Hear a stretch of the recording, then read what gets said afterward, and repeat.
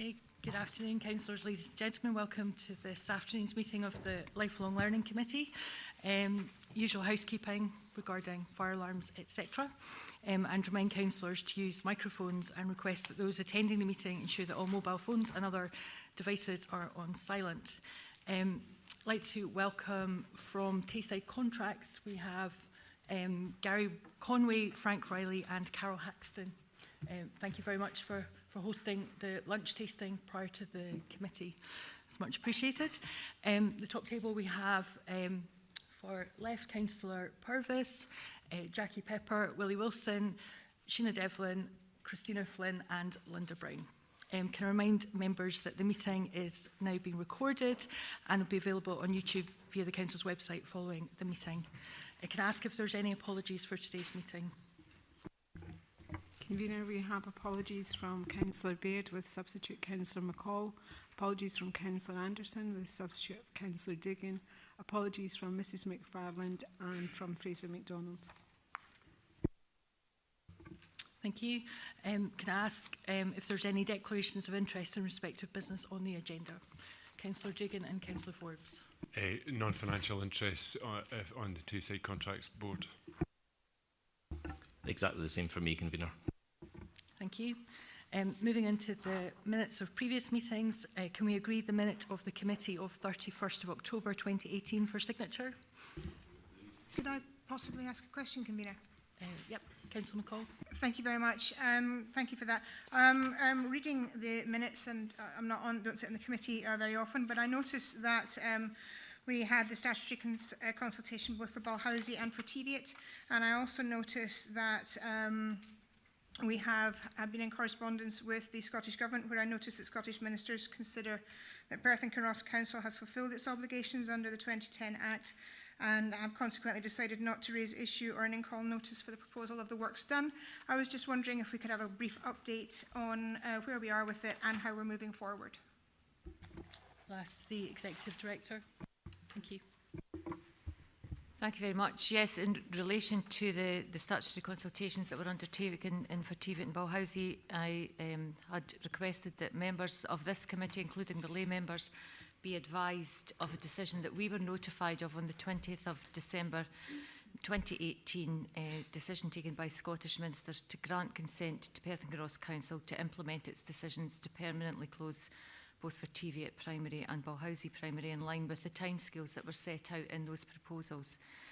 In relation particularly to Balhousie Primary, you may recall, members of the committee, that we gave a commitment to working with the communities of both the schools affected to work with them in terms of the establishment of a user group and to ensure that community engagement was as widespread and as thorough and as detailed as possible to make sure that there was full involvement of all of the key stakeholders in establishing what would in fact be a new school on the site of North Muirton Primary.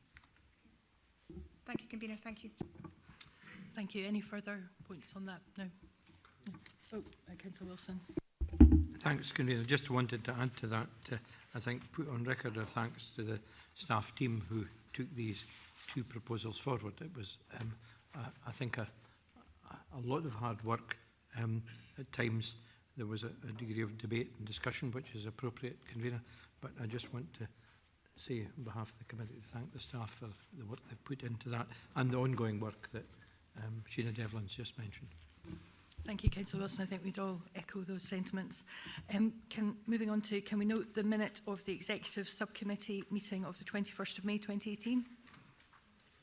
And the meeting of the Joint Negotiating Committee for Teaching Staff on the 19th of June 2018. Item 4, can we note the minute of the Children, Young People and Families Partnership of 28th of September 2018? Thank you very much. Which brings us to item 5, which is the appointment of the third religious representative. And I'll invite Christina Flynn to introduce the report. Councillors, you have before you the report on the appointment of the third religious representative for the committee. The report advises the committee of the process taken to appoint a third religious rep to fill the vacancy on the committee. The background of the report details the legislative requirements for the appointment of 3 religious representatives, where the Education Authority has a committee dealing with educational matters, and contains information to be taken into account when filling the 3rd religious representative position. To fill the vacant position, a public notice was placed on the Council's website and shared on social media and was circulated to all councillors for information. 3 nominations were received, and the information for each of these nominees is shown in appendices 1 to 3 of the report. The convener, Councillor Rebeck, and I met with each of the nominees for an informal discussion. After these discussions, the convener and Councillor Rebeck identified Mr Adrian Ferguson as their preferred candidate.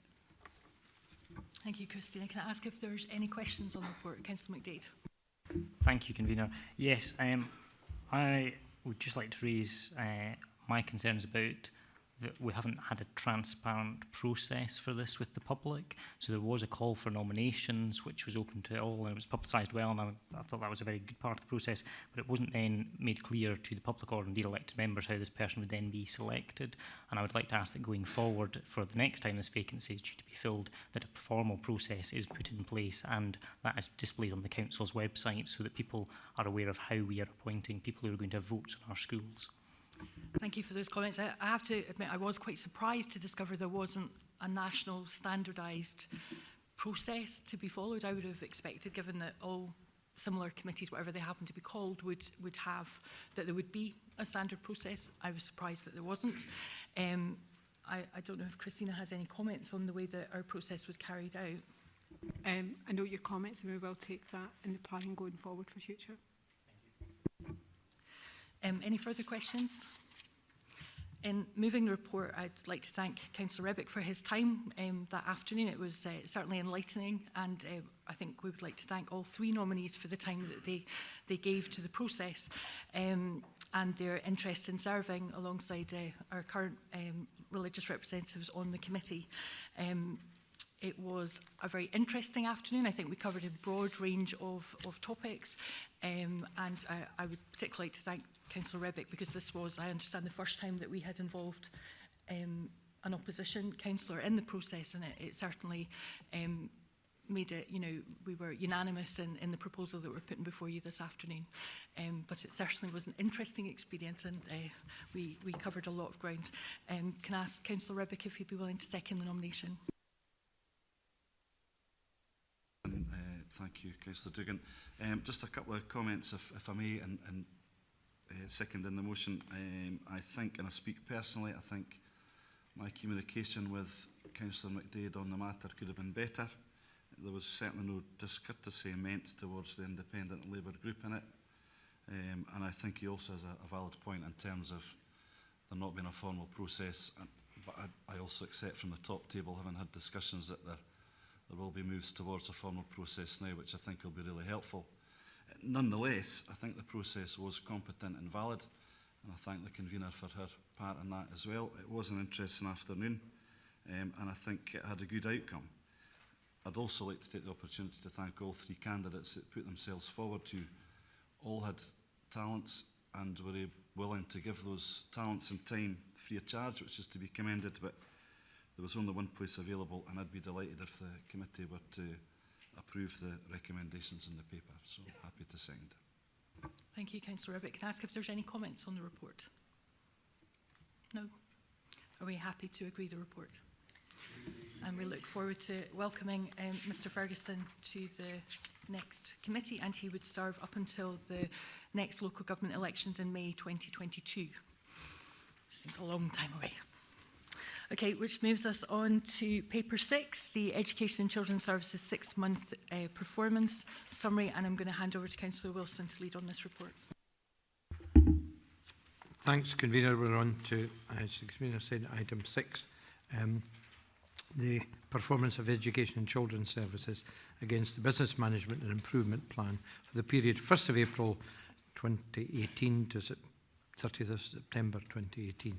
I'm assuming everybody's had an opportunity to peruse the report, but I'll ask the Executive Director, Sheena Devlin, to do a short introduction. Thank you very much, Councillor Wilson. This report provides an overview of progress against the priorities that were set out in the Service Business Management Improvement Plan for the first 6 months of 2018-19. It highlights, by exception, where performance targets have been exceeded or where the service is not on track to meet targets, including improvement actions when necessary. In the main, this is a positive report showing continued progress in delivering better outcomes and improved services for children, young people and their families. A full annual report with detailed progress against all of the BMIP targets and actions will be presented at the end of the reporting year in May 2019. Where there are areas of performance not on target, officers have identified actions to remedy the situation. And today we have officers from across Education and Children's Services who, along with myself, would be happy to answer any questions that committee might have. Thank you, which means we can move directly on to questions from committee members. Councillor McCall. Thank you, Vice Convener.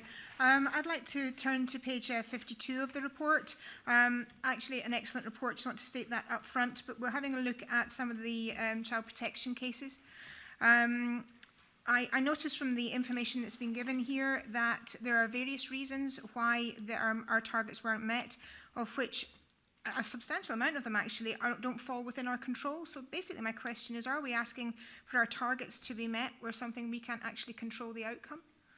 When we start looking at being postponed due to not quorate, when we look at parents not being available, when we look at partner agencies not being available. So are we actually asking you to do something that is very difficult for you to achieve? I'll ask Jackie Pepper, the Deputy Director, to answer that. Thanks very much for your question, Councillor McCall. You're quite right to raise this as a multi-agency process, because the Child Protection Case Conference requires that, and it requires a quorate number of people to be able to take that forward. The core agencies would be social work, health, police and education if relevant. Because this is a multi-agency process, but we actually administer that, coordinate that and provide the chairperson for that, so we are responsible for it.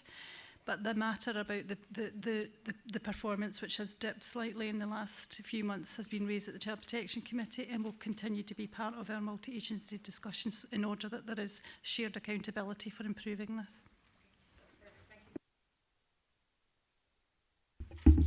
Are there any other questions? Councillor Pover. Thank you very much, Vice Convener. My question would be, I'm referring to page 45 of the report, which discusses additional support for children with mental health issues. And I just would like to ask, is there any particular additional support for looked after children from a psychological perspective, along similar lines to Fife Council when they have this with the Springfield project? And I just wondered if Perth have got any similar plans for looked after children. Thank you. Have you a reference page? Page 45. 45.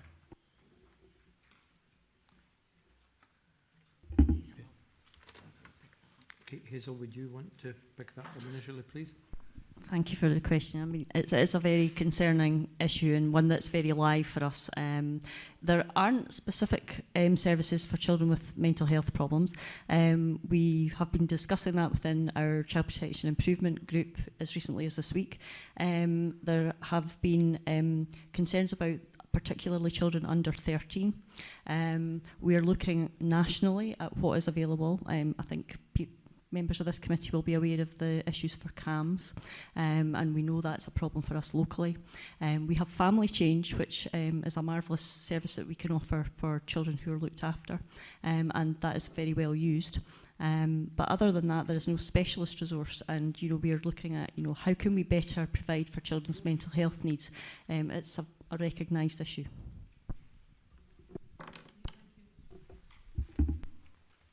Are you content with the response? Yes, that's fine, thanks. Councillor McEwen. Thank you, Vice Convener. Page 53 of the document, there's discussions about improvements needed for literacy and numeracy. The outcome for that is that the Quality Improvement Officer is to be employed, I assume, this month. But we're giving them a revised timescale of April, which is only 12 weeks away, which doesn't seem doesn't seem an appropriate time frame for that. Also, just a bit of a technical thing. in the two rows there, also within the health and wellbeing strategy, it has the literacy and numeracy person in 2 columns. Is that accurate as well? Sheena Devlin. Thank you very much. I'll pick up on the first couple of questions there, and then in terms of whether it's the same person who's responsible for both, I'll ask Roger Hill to provide that information for you. There was considerable work undertaken in the preparation and the development of the strategies. That's been ongoing for a while. There's been a hiatus in terms of the implementation of that, because we've been operating with a much smaller team due to the success of team members being promoted to other posts within Perth and Kinross Council, actually. And so we have been waiting for the appointment of 2 new quality improvement officers who both are already now in post and have been for a couple of weeks. And we, in fact, launched all 3 of the strategies at the recent Head Teacher Development Day in January 22nd, just last week, with a view to making them aware of the development work so that they could build that into their school improvement plan for the next academic session.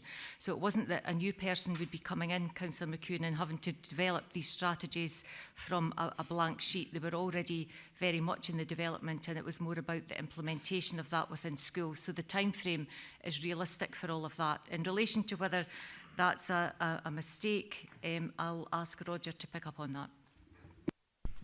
Thank you, Councillor McEwen. Yes, on that line, QIO with responsibility should say health and wellbeing. These are 2 separate individuals, and actually just on the right of that is Quality Improvement Officer, Health and Wellbeing. So we have 2 officers, one for literacy and numeracy and one for health and wellbeing. Councillor Duff. Thank you, Vice Convener. Can I just say this is an excellent report, and it's great to see the positive progress that's been made in this area, and a note that this is the 4th year in a row that we've been performing above the national average. My question's on page 52 in relation to number of young people achieving awards, and the figure for the first 6 months of this year is 187 against a target of 600. I just don't know how that compares with the first 6 months of last year, and if it is down, as I suspect, if we could have some information about the reason for that. Thank you. Get an answer for that one, Mr. Hill.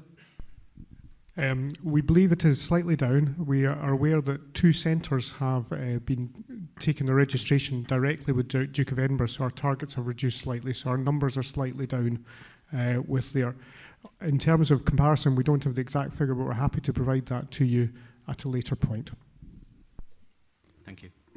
I just follow up by saying that what we also know is that the quality of the Perth and Kinross provision in terms of Duke of Edinburgh is recognised nationally by that organisation in their publications as being not just of high quality but of high completion rates, because at this point obviously we're only partially through the course, and as Roger said, 2 centres who previously youngsters would have participated in the Duke of Edinburgh, they've changed registration, so there's still the same number of young people roughly undertaking it, but we can't account or report on figures for other providers. Thanks for the question, Councillor Duff. Maybe make a note that we'll share that information with the rest of the committee as well as yourself. Okay. Are there any other questions? Councillor Sarver. Thank you, Vice Convener. My question is on page 51 of the report with the performance indicators for learning and attainment. 27 out of the 32, the information is not available. I just wondered if you could say when that might be available. I can kick that off and give you the very straightforward answer. That it's just to do with the timing of the year. And I'm looking to James to see if there's any further nuanced information beyond that in relation to some of those indicators. Yeah, thank you. The majority of those are education attainment indicators, which obviously aren't available until the end of the academic year. So they are reported. In fact, there's a full report on the attainment figures, which is separate to this, which is produced at the end of the academic year. The most of the other ones there will be annual indicators where there is no data until the end of the year, so it's simply not possible to give a mid-year figure. Are there any other questions? I don't see any other hands up, so I'll proceed then to move the report. Just pick up on Councillor Sarwar's point. It's always quite difficult to do this report in regard that the data and information is not always immediately available. And if it's not available, it's not there. And there's no point in trying to hide that point. Where it's just how the system works. However, the report does indicate just our Perth Kinross Council Education and Children's Services attitude to being positive, being progressive and ambitious, and reflects that in many ways. It also indicates quite clearly one or two areas where we haven't delivered what we said we hope to deliver, and there's reasons given for these. And I welcome the questions on some of these points from the committee, because we're here, as well as this going to the Scrutiny Committee on the 6th of February, we're here to scrutinise the report, and I think that's been done fairly thoroughly this afternoon. There are highlights, of course, and I think I would draw particular attention to the points made in the report on page 49. What are the customers saying? That's maybe the most important bit. And this wasn't something the Council thought up or found out. This was the Care Inspectorate and also Education Scotland. And they have a vigorous process of inspection, as we all know. And these are remarks that have been made by parents, children and families in relation to inspections that have been carried out. And I would draw particular attention to our representatives from the media. They're there to see the positives that are reflected in that. There's also good news about our Educational Psychology Service, continuing good news about our Child Protection Committee and the work that it does there, and in many other aspects the report is extremely positive. However, we don't for 1 nanosecond indicate there's anything like complacency, and one of the key drivers in the process of delivering services is a constant self-criticism about what we do as self-evaluation. As elected members, we're all part of that and have a responsibility for it. The officers have a very high level of responsibility for it, and I know take that responsibility very seriously. With these few remarks, I'd move the report. Thank you, Councillor Wilson. I'm happy to second the report. Just to pick up on the comments Councillor Pover made at the last meeting of the Children, Young People and Families Partnership, the issue of children's mental health was discussed. And obviously for us to make progress, we need to do that as part of that partnership approach. So it might be useful perhaps at a future date to have a briefing for members about some of the work that is being done and how we hope to be ambitious and progress that into the future. And also just to say to all our staff, and maybe Mrs Weston can take this back, that we recognise that the comments on page 49, behind all those comments is a member of staff, a teacher, a social worker, a person that just works in the school that gets alongside these children and young people and leads to these positive comments. So we thank all of our staff for their commitment. Are there any comments on the report? Councillor Rebick. Thank you, Councillor Wilson. This is a good report, and Curriculum for Excellence works very well. It works particularly well when it's delivered well, and it is in Perth and Kinross. And the SNP group in this committee would just like to formally place on record our thanks to senior officers, teachers, and all the support staff that go into our education and children's services, often in very difficult circumstances. I had quite a humbling visit to Navigate last week with the Executive Director, and I think if there was ever an example of, dare I say it, getting it right for every child, then it certainly was that. And I think it's just another example of the good way that we do things in Perth and Kinross. I think our collaborative approach to the corporate parenting responsibilities and our continuing care programme, as it's described in the Tayside Plan, is often used as an exemplar across Scotland, I think. And again, the work that goes into that is to be commended. As we often say, there is no room for complacency, but I don't think there's any evidence in this report to suggest any sign of that, and we're very happy to approve the report. Thank you very much indeed for these remarks. Councillor Forbes. Thank you, Vice Convener. Councillor Rebick covered most of the points I was going to make in general about the report, but I wanted to pick up just briefly on the Duke of Edinburgh's award, which I think it was Councillor Duff mentioned.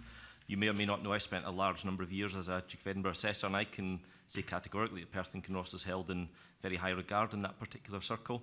And I think we should pay tribute to the staff who run this, because generally speaking it's people who do it out with their normal work, and it's not part of their day-to-day job, they do it voluntarily. So the kids benefit from that, and I think we should be commended for it. Thank you, Vice Convener. Thank you very much for these remarks. Sorry, Councillor McEwen. Thank you very much, Vice Convener.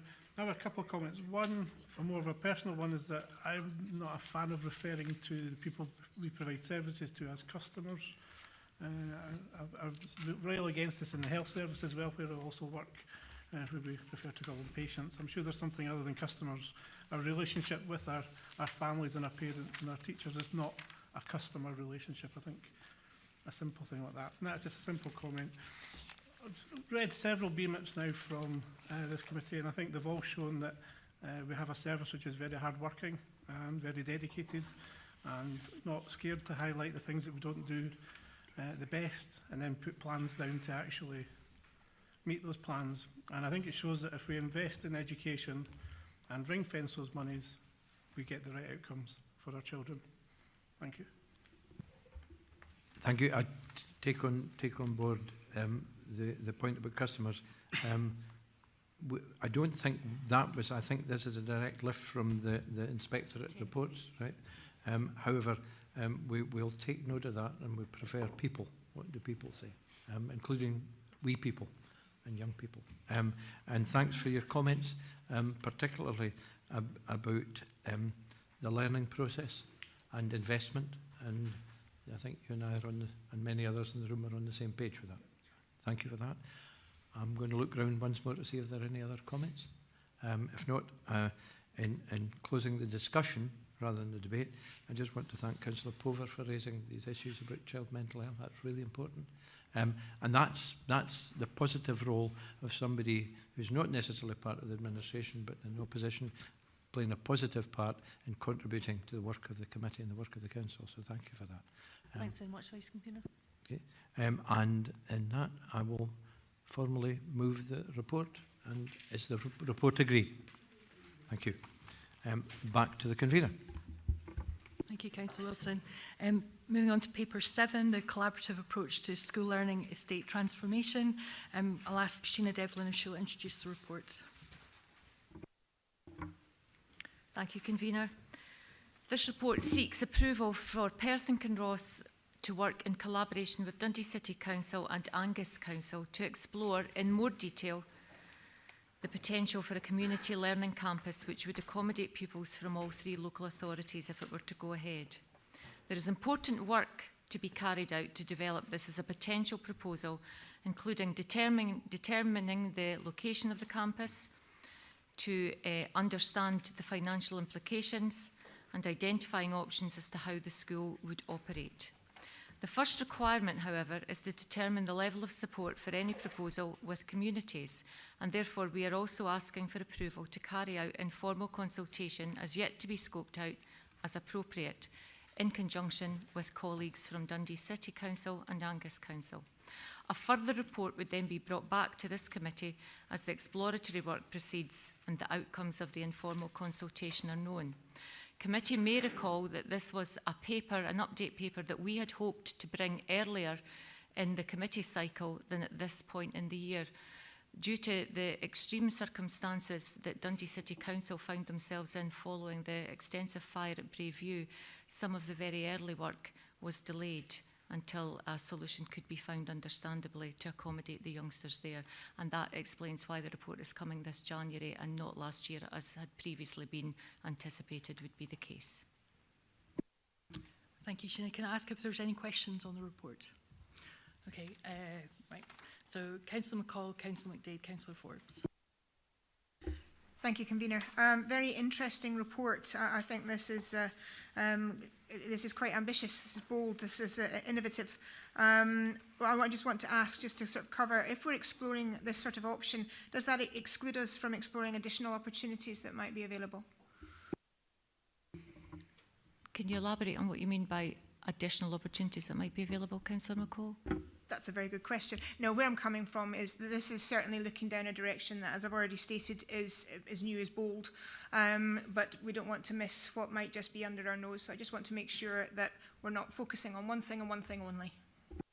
Yeah, I think one of the key points of principle that certainly officers have been working to in Perth and Kinross under clear instruction from elected members is that working in collaboration need not be confined to the same partners all the time, and that would be, you know, we'd be open to working with a range of partners on a range of different matters, and in the context of this would not be about precluding us from looking at any other interesting and innovative opportunities that might come our way.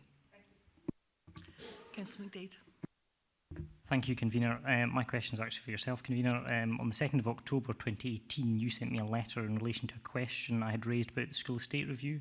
And in that letter, you said, and I quote, "The Council has a duty to secure best value. In the context of the school estate review, we have been advised that it is difficult to see how best value can be demonstrated in relation to a decision about future plans of a particular school without there being a robust, comprehensive and evidenced options appraisal." You later go on to state in the letter, decisions must also be rational, which means there should be an element of consistency both in procedure and in factors which are taken into account in making decisions which are similar. This is relevant because there are a number of schools being considered as part of the school estates review, and differences in approach which cannot be rationally justified may mean that those challenging decisions about other schools may have an avenue to legal challenge. So my question is, can you tell us why the Council's commitment to best value does not exist in this case, and why, in relation to the fact that we're only considering one option to address the issues of catchment pressures in Eastern Carse rather than a range of options, and can you clarify if not considering a wide range of options when considering this part of the school estate leaves the Council open to legal challenge for other decisions we make in relation to the school estate review? It's definitely one of my wordier letters, it would appear. I think this, when I was coming on to moving the paper, I was going to say this is very much a first step, and all we are doing today is authorising our officers to go ahead and have discussions with officers from Dundee City Council and Angus Council to look at possible sites, to have initial discussions with Scottish Futures Trust and no more. And we will be asking for officers to then come back with a paper that summarises those discussions to this committee for us to then take it to a next stage. So I believe that at this stage, we are only exploring options, and therefore the paper, as it is documented, covers that sentiment that you've expressed in my rather wordy letter, which I apologise for. It's just, all we are doing is asking officers to go ahead and explore options at this stage, and I don't believe that that is anything other than what it says on the tin. I think there's a bit of inconsistency where for some schools there is a wide range of options, and that's an early stage, so pre-consultation, for example, in school estate review, we're looking at a wide range of options for schools, but for this we're only looking at one option, albeit we're going to get reports back, etc. So are you saying that at a later stage we will see a range of options coming back for not just this option, but other potential options that could address this issue? The Executive Director has just given Councillor McCall that assurance that as we move along, it may be that we start down this road and very quickly it becomes obvious that this isn't something that we want to take further, and then we would go back and explore all those other options. You've already heard that assurance from the Executive Director that that would in fact take place. Can I come? Is it on that same matter, or can I come back to you after the other two that are in the queue, Councillor Duggan? Councillor Forbes. Thank you, Convener. I know we come to Lifelong Learning Committee not as ward councillors but as members of the council. However, this is an issue in my ward, and I therefore have a few questions. I maybe would suggest I do them one at a time, if that's okay. I wonder if you've looked at perhaps extending beyond Invergowrie to perhaps include Longforgan and Instewr as part of the plans, which I know are very much at the early stages and very much just an initial thought at this stage. Can I ask the Executive Director? The short answer is yes. Your next question? The brevity is admirable. Thank you very much indeed. Are you willing to expand on that? Yes, Longforgan and Stewart, other schools up the Carse, and we'll look at a range of options. This isn't just about potentially looking at Invergowrie. It does talk about East Carse, so it would be schools in East Carse.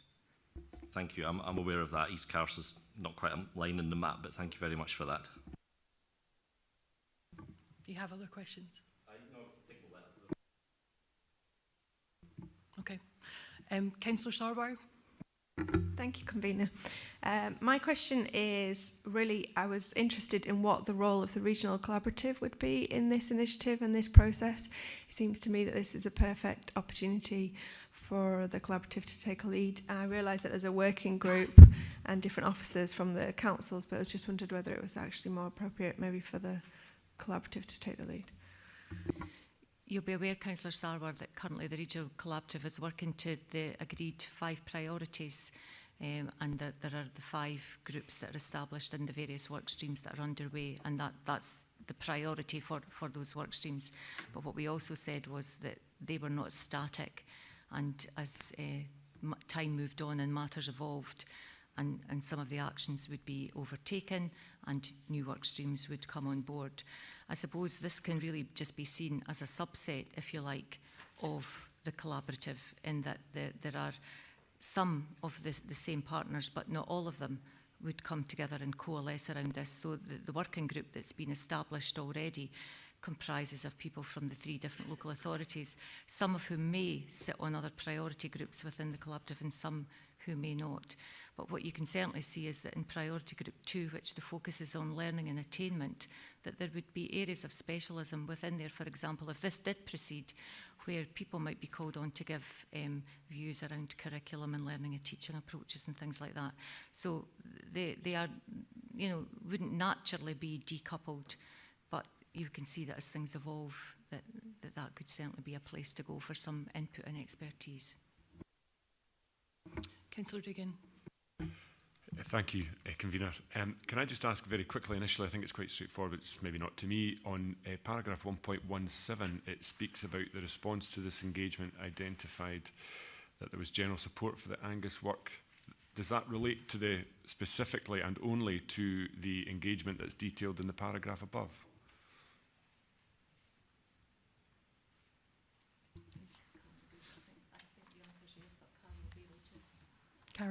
Ask Carol Taylor to respond. As Carol is doing that, I can certainly say that I'm aware, just because of where I live, information that has come to me as a resident that has been via the community council in that area, which is very supportive of the work, and that relates particularly to the early work that Angus Council have undertaken. Okay. Carol. Angus Council have taken quite a wide engagement, so they did say that there was general support for them to work in partnership with us on the tri-school, but there was also a much wider discussion around about other schools within the Angus area as well. Okay, so I'm pretty confident that these words are important, the difference between engagement and consultation, informal or otherwise. So it seems like Angus are maybe a wee bit ahead of the game, and that's maybe appropriate for the level of requirement that perhaps they have. Can I ask, when we go out to our informal consultation with our communities in East Carse, will we be able to identify, even narrow down the potential locations of any school? Because I think that will help people imagine that which we're talking about. We asked that exact same question. Yeah. It was on you go, Sheena. Sorry, thank you very much. You're absolutely right. People need to have a sense of where this potentially could be. And that's one of the areas, actually, Councillor Dugan, that there has been quite a bit of preparatory work, as you would appreciate, because until there's a site located and understand that that's a possibility, everything else would have to wait. So there has been quite a bit of work undertaken by the Short Life Working Group in relation to that. They have identified several, I think we're into double figures, of potential sites, some of which will very quickly, I think, rule themselves out for various reasons. And it's that more detailed work that we are really seeking the view and the support of committee today to go ahead and do that, to properly then be able to say this is a possibility, this isn't, and then be able to go out on that basis and say, you know, we would be talking about a school potentially here, rather than saying there's, you know, however many options, and bear with us on that, because that's quite a different question to answer if you've got a sense of where that might be located. Okay, thank you. And finally, if I can, Convener, just slightly to follow on from Councillor McDade's concerns, I understand his concerns. I see it slightly differently.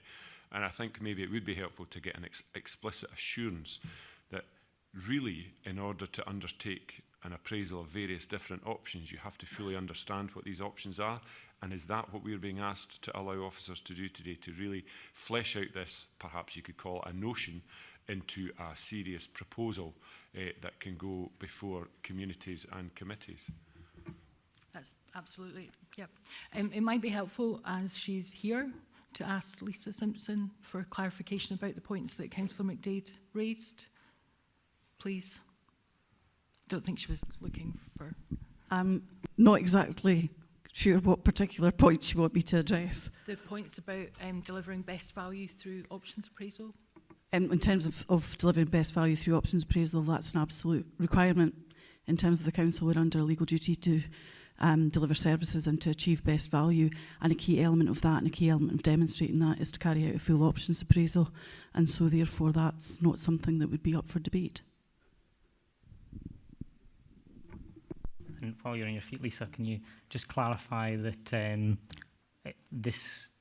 doing this without a full options appraisal at this stage doesn't open us to a legal challenge if we were to make decisions in relation to the school estates review?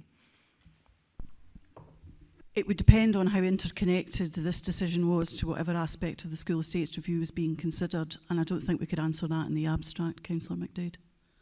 Sorry, I meant on process.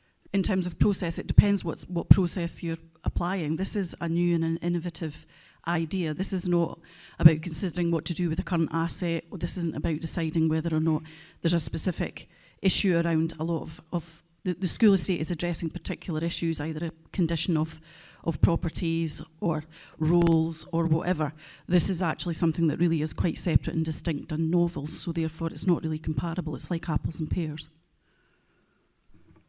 Thank you for that, Lisa. I think it's really important that we do, allow our officers to go off and do this investigation, knowing, actually hearing that guidance from Lisa is important. Are there any further questions?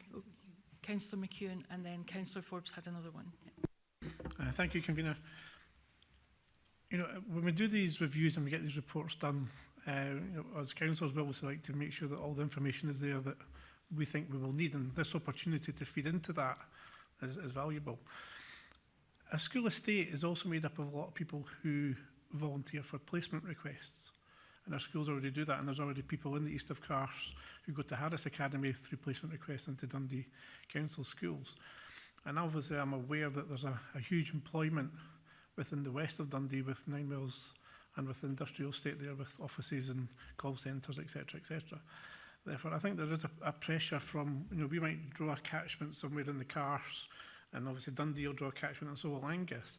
But I think on the boundaries of these catchments, in the west of the Carse and even into Strathmore, into Cooper Angus, into Meagle, etc., there may be people who work in Dundee who may see a valuable opportunity to placement request their kids into a brand new school in this facility.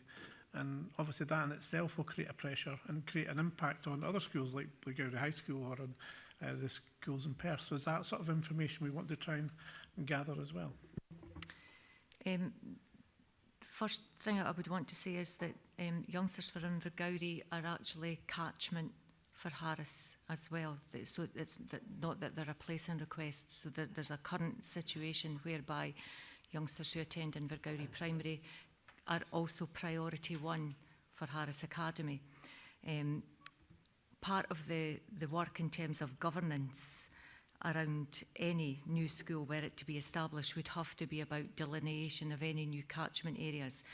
And the minute you start doing that, that's when there's the potential to have an impact on other schools, and that's where the due process that Lisa spoke about currently being in the abstract, because we're so far away from that position, would then become more of the reality, and that would all need to be taken into consideration.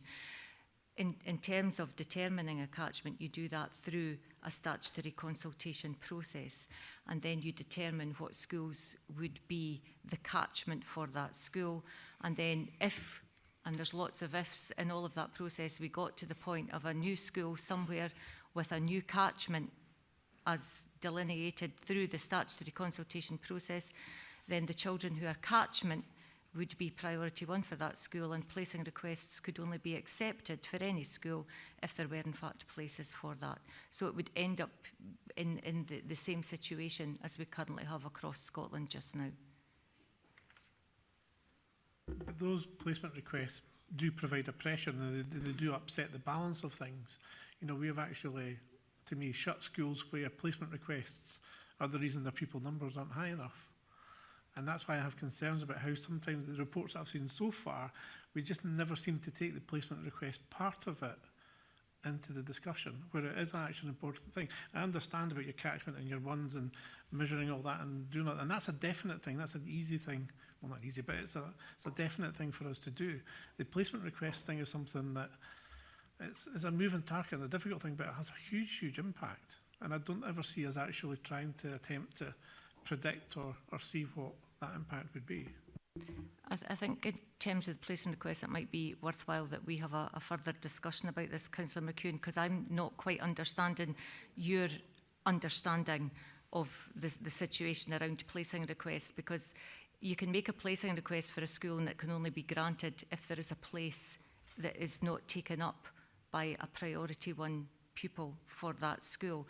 And when we are undertaking the school estate review, we do take into account the number of placing requests that are made for all of the schools who are within that as well. So they are actually taken account. So I think that might be something we could have a more detailed discussion about. Councillor Forbes. Thank you, Convener. A good rule of life is if you wait long enough, somebody else will ask the question for you. But I have two very quick questions. I think they'll be quick because Sheena's answers will no doubt be very brief. But has the working group been given any indication of a timescale that it would like to get to and a level of funding? Finance is something that needs to be considered, and as the report indicates, we've been working with Scottish Futures Trust to understand what their level of interest would be in any new innovative proposal. And so they have not committed as to what that level of funding would be, and therefore there is ongoing discussions with them around that. And I forgot the first part of your question, Councillor Forbes, I'm sorry. That's okay. Just about the timescale, is there? I appreciate there won't be a firm target, but is there any loose idea of timescales around this? Not at this point. Until we get a clear indication that this is in fact the direction of travel that committee and the council here wants us to go, and then at the point of having that, we'd be much clearer in telling you. Once we come back with, for example, that we've given an indication around the informal consultation process, and we would want to undertake that pretty quickly if we get approval today, and move ahead quickly with that to understand what the communities are saying about it. So there's a whole series of ducks that we need to get in a row, but we would want to move on this appropriately, quickly, to be able to give you as much information as possible to make the important decisions that you need to make. Any further questions? No. In moving this paper, we're asking officers to explore the potential for a 3 to 18 learning campus on a site as yet unidentified to serve the East Carse, West Dundee and South East Angus, with Perth Kinross's interest being exclusively in the secondary school element. In allowing officers to engage in informal consultation with communities regarding secondary school provision, we are not committing ourselves to any one outcome, but we are ensuring that we've got a clear indication of the aspirations for future educational provision to serve the young people of the East Carse for future years. Throughout our ongoing school estate review, this administration is very clear that we are ambitious for all our children and young people and determined to provide school buildings which are fit for the challenges of the future and act as a focus for their communities, which comes back to the points that Councillor Dugan raised. The informal consultation discussions around the school estate review have allowed our officers to discuss with parents, pupils and the wider communities exactly what their views are of our current school provision and future needs. The paper before us asks Lifelong Learning Committee to agree to the recommendations on page 59 and explore working in collaboration on the practicalities involved, and then to carry out the informal consultation as appropriate and come back with these findings to committee for future consideration.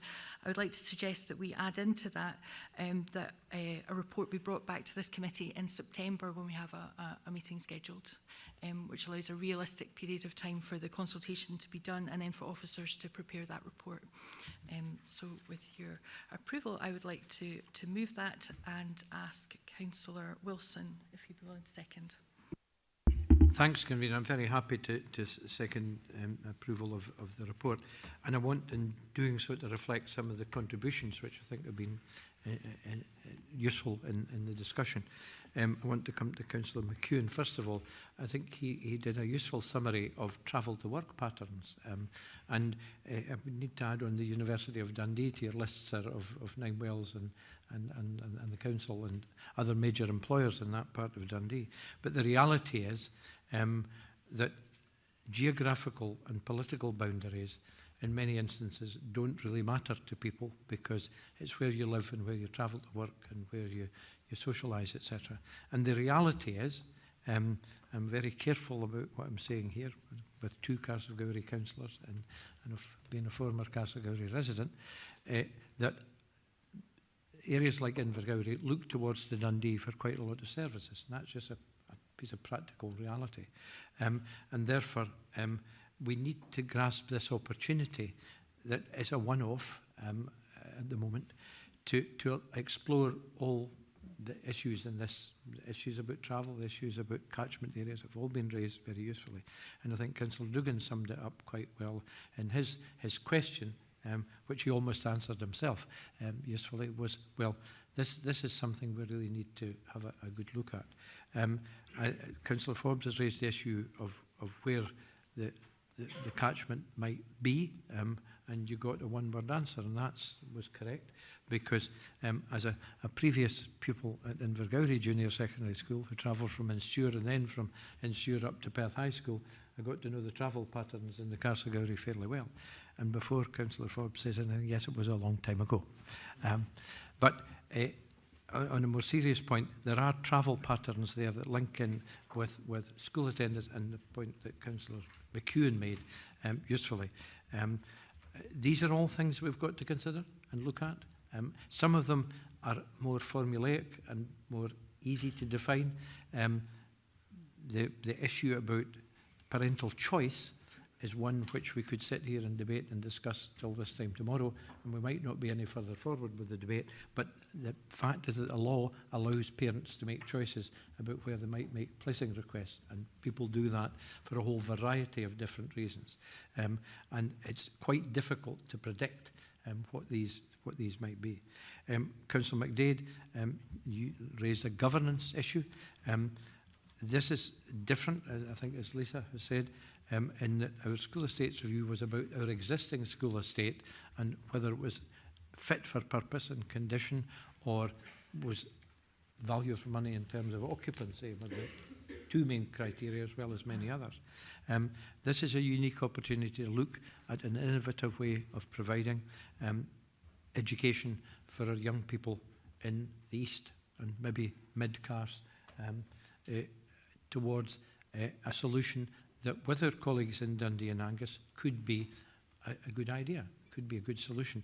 What this report is asking is for us to take the matter to the next stage, and then we can begin a closer examination of the whole thing. If we stop at this stage, we're missing an opportunity.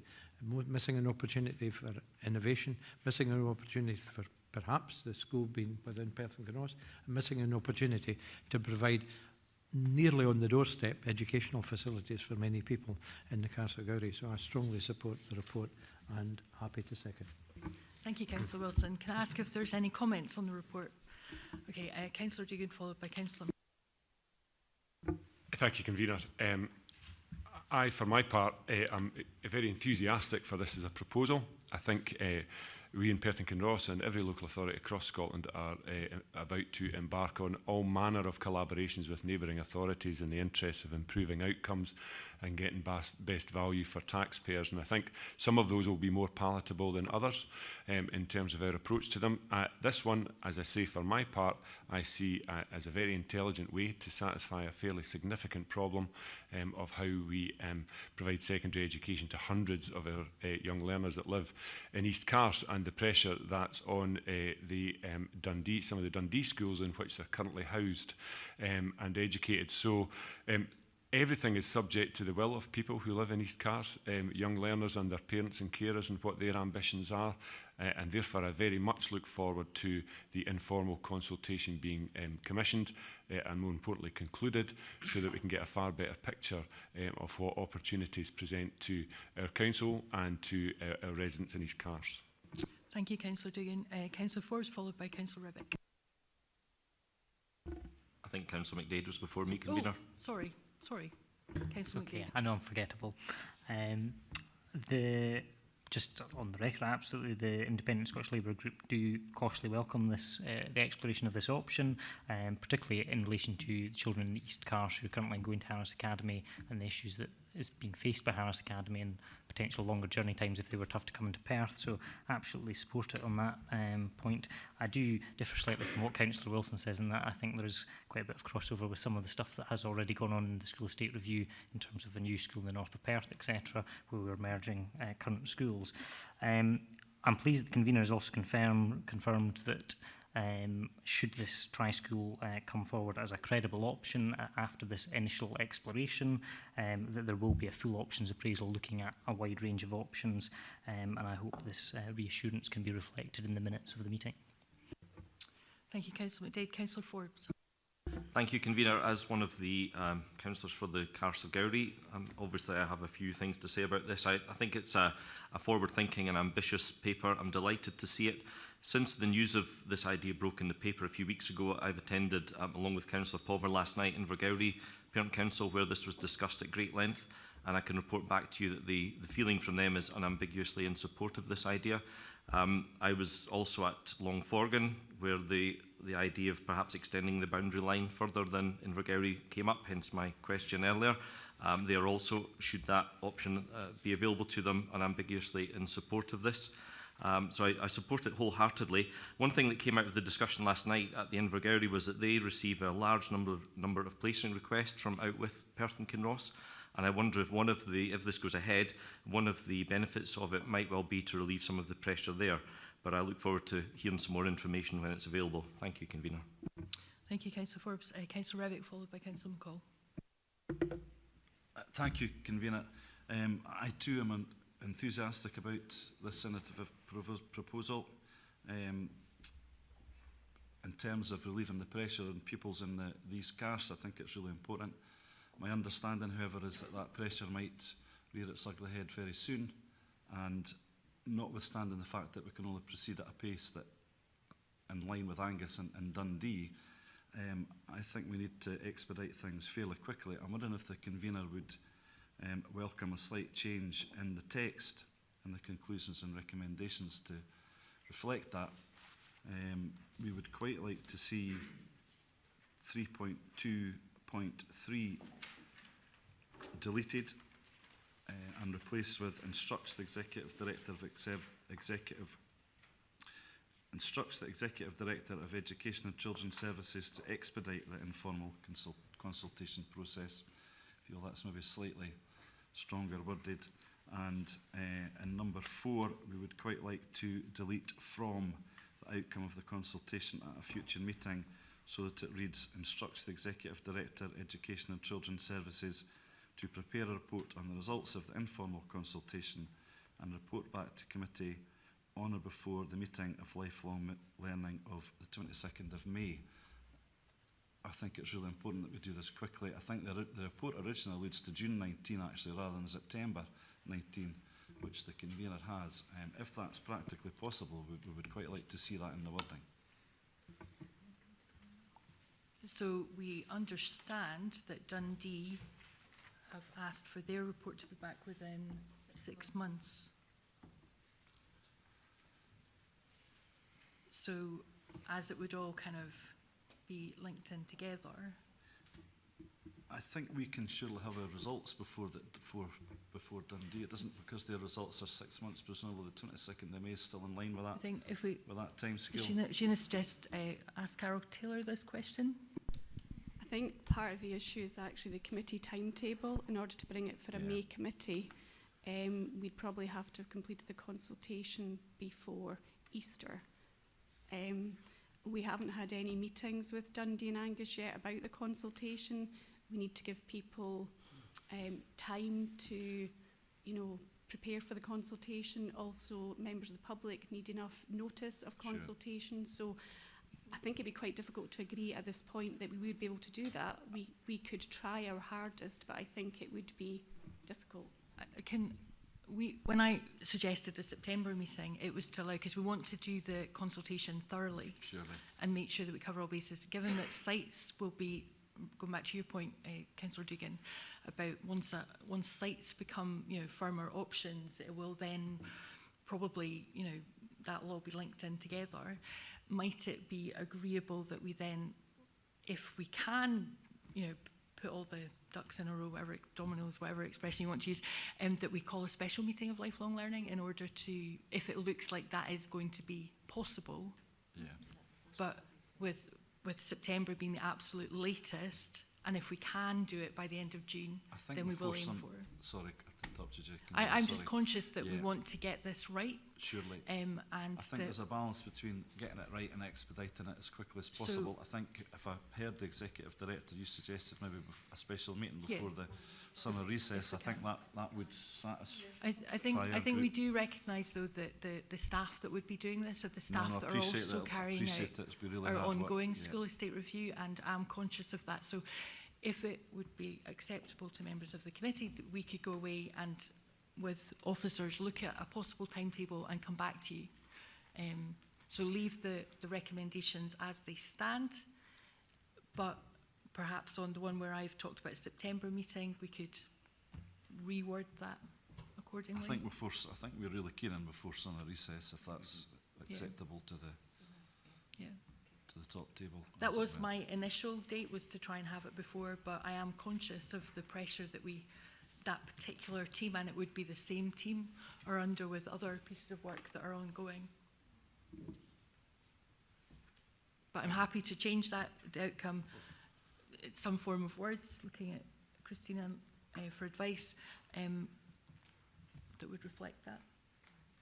That'd be really helpful. Because I think that is our aspiration, but obviously there's quite a lot of bits we need to piece together, and the pressure on staff. So can I ask, just for clarity, Convener, are we agreeing that officers will report back before recess?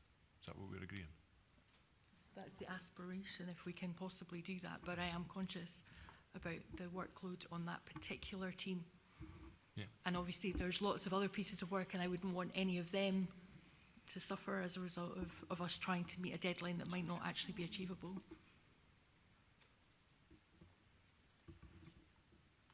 I'm looking for advice on wording. Yeah, we should be able to. Do we need to do that now?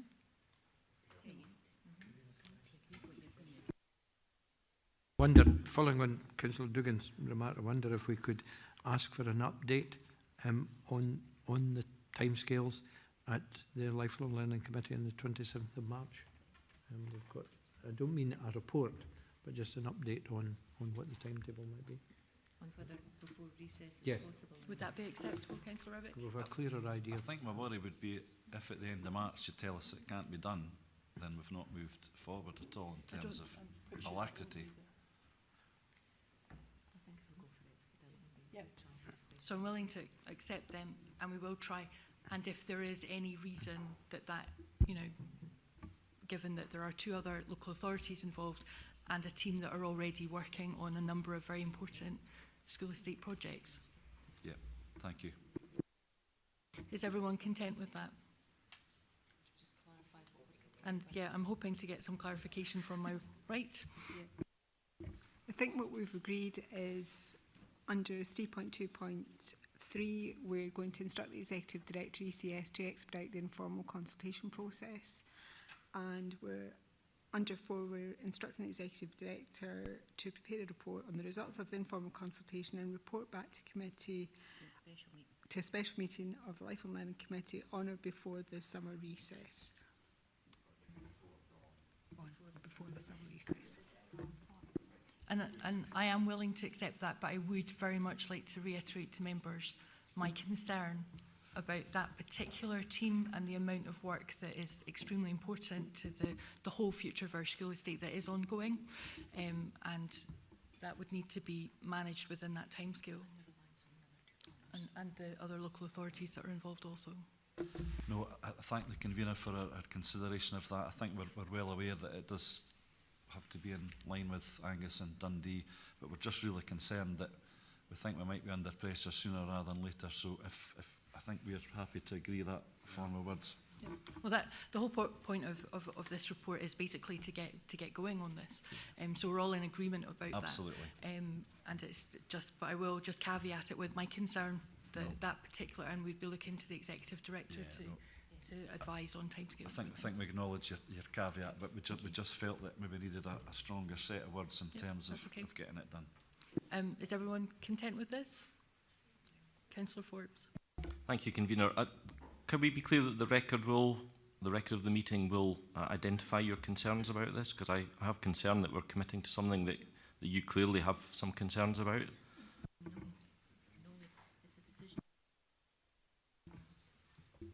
Councillor Forbes, we would only record the decisions of the committee, not any concerns. But the concerns will publicly be on the recording of the committee. And I have reiterated it several times. I just think we all need to be clear that we have 2 other local authorities involved in this and their timescales. We also have pockets of land as yet, we don't know the detail around them, and we also have a school estate team within our council who are working their socks off on various different projects, and I just don't want anyone to be under any misapprehension about all of that. So, but yep. If we're all agreed, we'll move forward on that basis. Thank you. Is it possible for me to have my comment now, Convener? I'm sorry, Councillor McCall. Yes, of course. Thank you. With apologies, because I too accept the pressures, but with one councillor already stating that they cautiously accept the report, I do have a concern over rushing it. I think it's important that we get this right. This is a bold, ambitious and innovative way of looking at providing the best education for children in Perth and Kinross. We know that the buildings and environment play a crucial part to that learning experience, and I think we would be neglectful in our duty, dare I say negligent, if we didn't explore every option. And that's why it was important at the beginning that I made that question, that every option is open to us for us to take that forward for the children in Perth and Kinross. And as much as I understand the necessity to put some pressures onto this, it is of utmost importance that we get it right. Thank you, Councillor McCall. Any further comments, or can we move on? Thank you very much. Paper 8 is the review of catering services, and I'll invite Councillor Purvis to take the lead on this report. Thank you, Convener. Back in February 2016, the Council agreed to £200,000 worth of savings from a review of catering services. Following that, an options appraisal was undertaken to identify what would be the most appropriate solution to deliver these savings, which included business as usual, reducing the choice and quality of school meals and provide cold meal alternatives, less commitment to pursuing the Scottish Government's healthy eating agenda, rationalisation of production kitchens, a central kitchen and an alternative frozen meals provider. The options appraisal's outcome concluded that the best proposal would be to provide school and early learning and childcare meals through a central kitchen. Currently, there is already an existing tea cuisine building in that we would deem to be the best option and the most cost-efficient method of delivering this new service. While I would normally share concerns of others about things not being based within Perth and Kinross, given that this building already exists, and in order to generate the number of savings that we require, given the difficult financial positions that the Council is facing, I think that it would not be sensible to look to build a new facility in Perth and Kinross and wouldn't generate the same magnitude of savings. In addition, the benefits from the economies of scale could be increased by the expansion of the Scottish Government's early learning and childcare programme. It's estimated that an additional 1.2 million meals per year will be needed across Tayside from the expansion from 600 to 1,140 hours.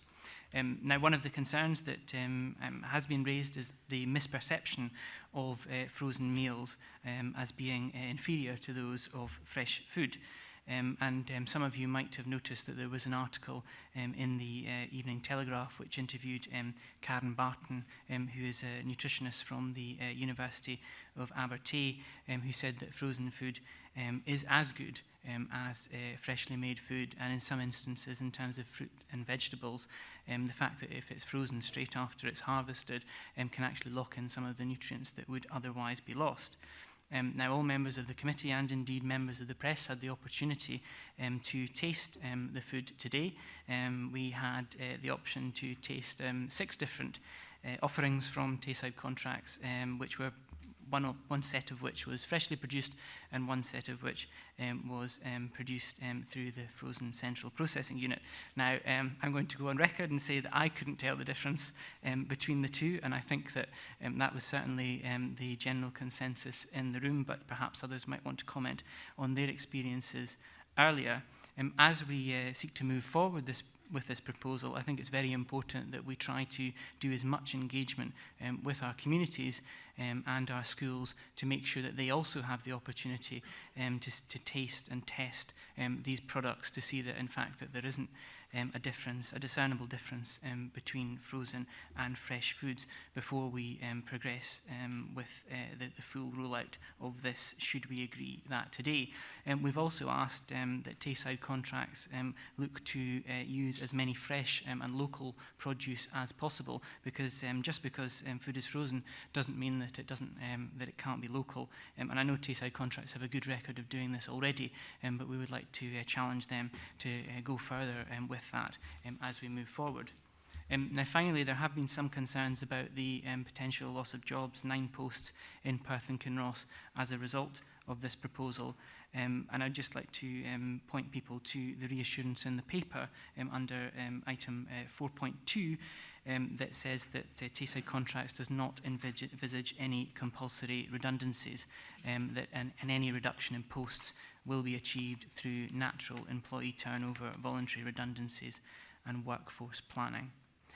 With that, I'm happy to open to questions from any members of the committee.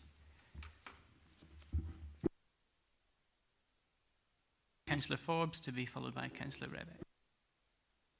Thank you, Vice Convener. I have 2 questions, if I may indulge.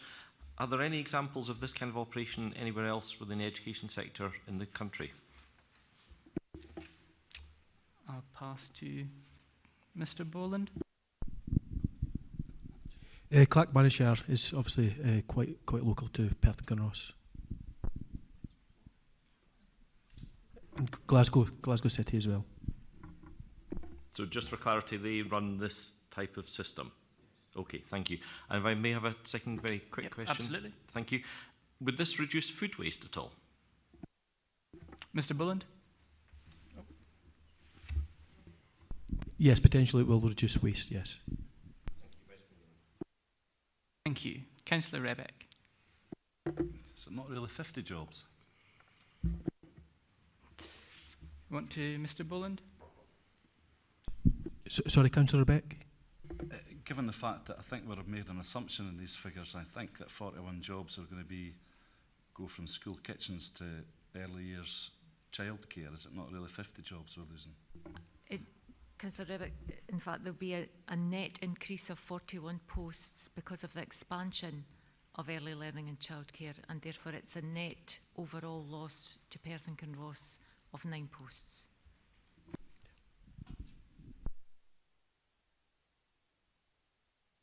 We have any further questions? Councillor Sarwar, to be followed by Councillor McDade. Thank you, Vice Convener. My question is around consultation and what consultation is being carried out with parents and pupils in particular. Thank you. Mr. Boland, do you want to? Yeah, I could answer that for you. Consultation is still to get underway. If we get approval to move forward on this proposal today, the full communications plan will involve a lot of interaction with pupils, with parents, with school staff. The tasting sessions that was offered today will be extended into the school environment, and I guess that's the way we would take it forward. There'll be nobody with any questions to answer by the end of the communications programme. And from reports so far from tasting sessions, we have little doubt that we can convince everybody that this is a good move forward. Thank you. The Executive Director would also like to come in. Sorry, just a further point in relation to your question, Councillor Sarwar. The process by which meals are frozen and then reheated and served is not a new one for schools in Perth and Kinross. And in fact, as the service manager for a number of schools, a good number of years ago, we moved, these schools moved from having their own production kitchen to this kind of proposal, albeit not on the scale that this has been proposed. And I can confirm that there was wide-ranging consultation undertaken, just as has been described by Simon Farrer, with pupils, parents and staff in the schools prior to the introduction of the change of process. Supplementary, Councillor Rebeck?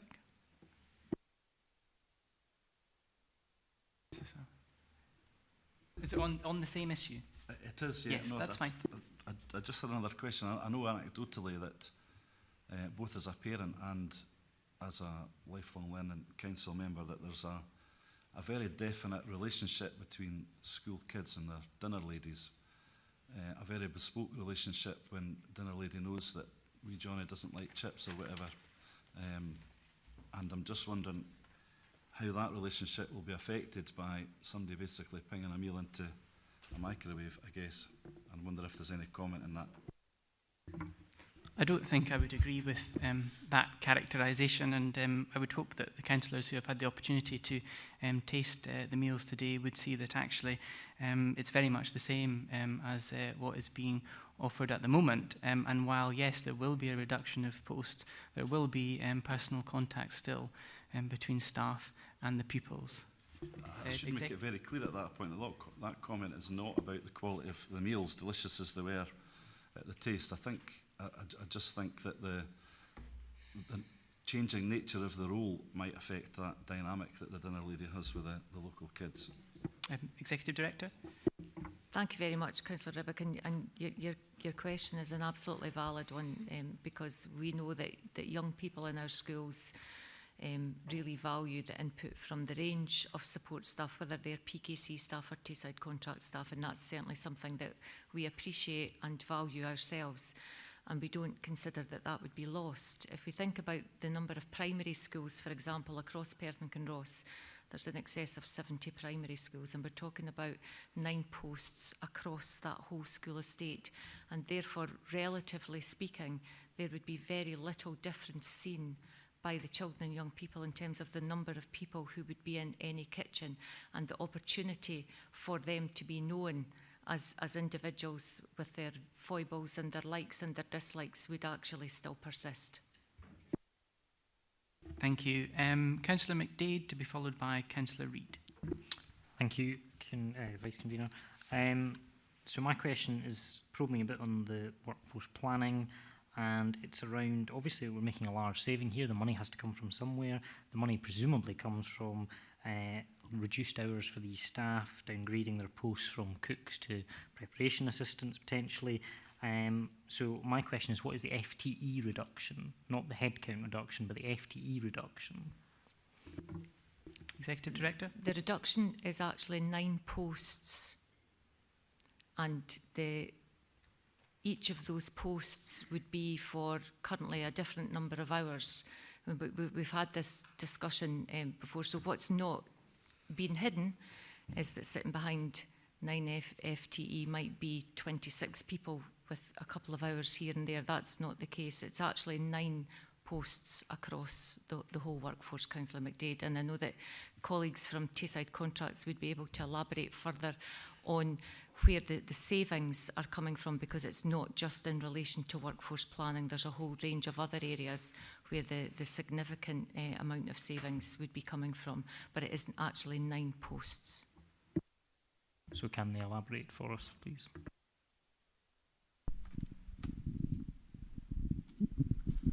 Hi, I'm Frank Riley, Head of FM and HR. and for better or worse, this was my idea some time back. And I think we're in a very fortunate position that we have an idea here whose time has come. That it's a win-win for everyone. And I can guarantee you, Councillor McDade, that there's no one who wants to do anything to the detriment of Tayside contracts less than I do, as the head of HR as well as the head of FM. I'm very confident that the savings that have been generated, certainly as you say, they are payable savings. And where those payable savings come from, they come from 50 posts that would disappear through productivity improvements with the cook freeze process. So 50 posts go. However, ELC meals come in, 41 new posts required. That leaves a net loss of 9 posts. And as Sheena said, those posts may be 5 hours, 10 hours. I think it's important to bear in mind we are looking at people here. FTE kind of, as Sheena was indicating as well, there could cloud that picture, could mask the human impact. 9 people, 9 posts.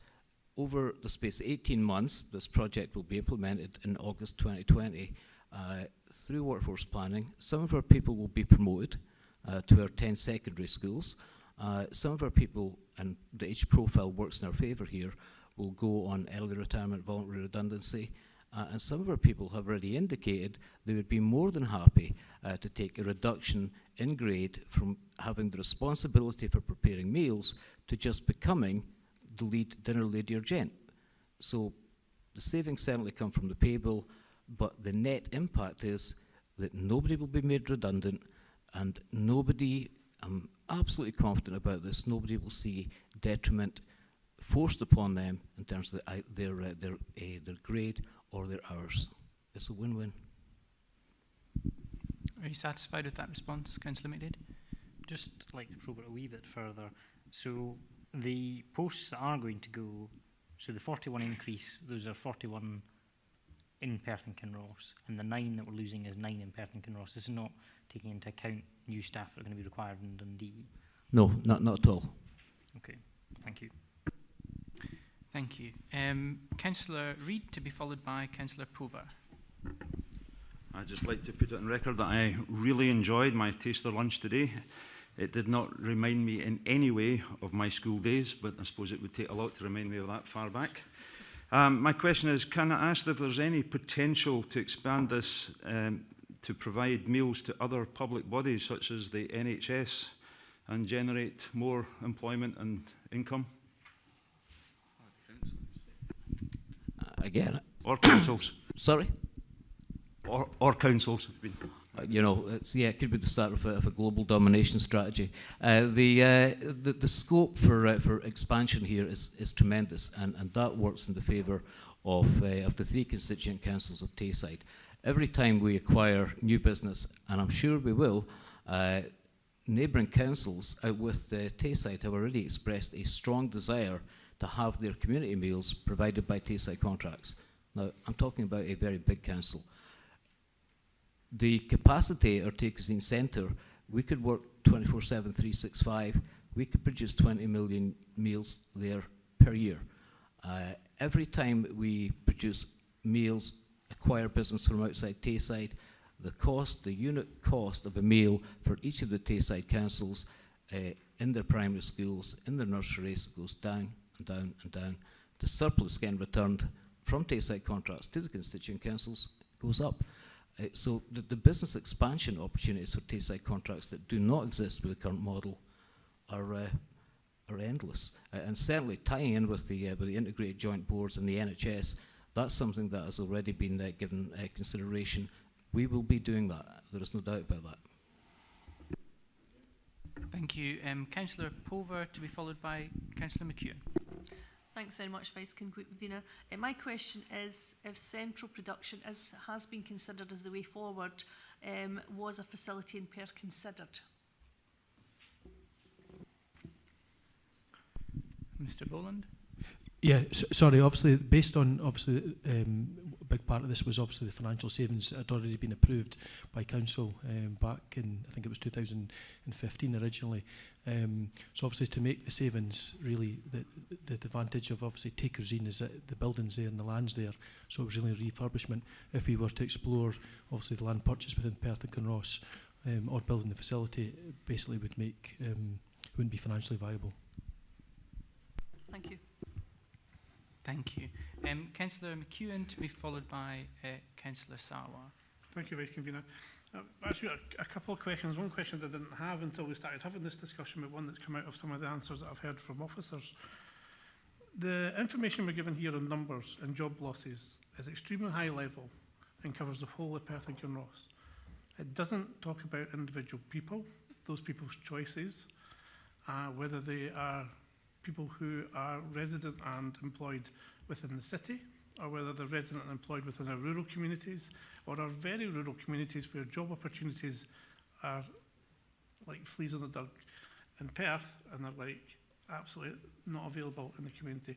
And I always suspect that you have somebody on a small hours contract in our very rural schools who the money they get from that post is the reason that them and their family can live very rurally. And without that money, if they don't choose to take on a different job, or they don't choose to move to early years training, because maybe they don't feel confident to do that new job that's getting forced on them to do, that they're going to have to leave that rural community to find work elsewhere, because they don't want to make the choices that you're talking about. The way the officer was talking about speaking to the employees and how they feel about this, it sounds as though he's spoken to every single one of them. Has he? And has he spoken to their unions on this? Going forward, I understand the HR stuff about no detriment to their pay and salary, everything. There's similar terms and conditions in the NHS. But it seems that we're talking here at a very high level of numbers about the whole of Perth and Kinross, and not about individuals and families that get affected by these job losses. Thank you, Councillor McEwen, for your question. I think there are a few issues there. Obviously, first, while this is a wider policy consideration, which clearly has impacts on jobs, if we were getting into the business of actually discussing individual posts, that might not be appropriate at a public committee setting. Perhaps on some of the other issues that Councillor Rebeck raised. Someone would like to come in? Question? Yep. Yeah, I'd be happy to put your mind at ease on that front. This is not a case by any means of anybody being removed from their current location and say just parachuted into Dundee and sent a production unit, or even being moved from their current location in Perth and Kinross from one location to another. As Sheena was saying, the net impact of the early years, 41 posts additional that are required, the CPU savings of 50 posts that will go, that net impact of nine posts being reduced across 70 odd schools is marginal.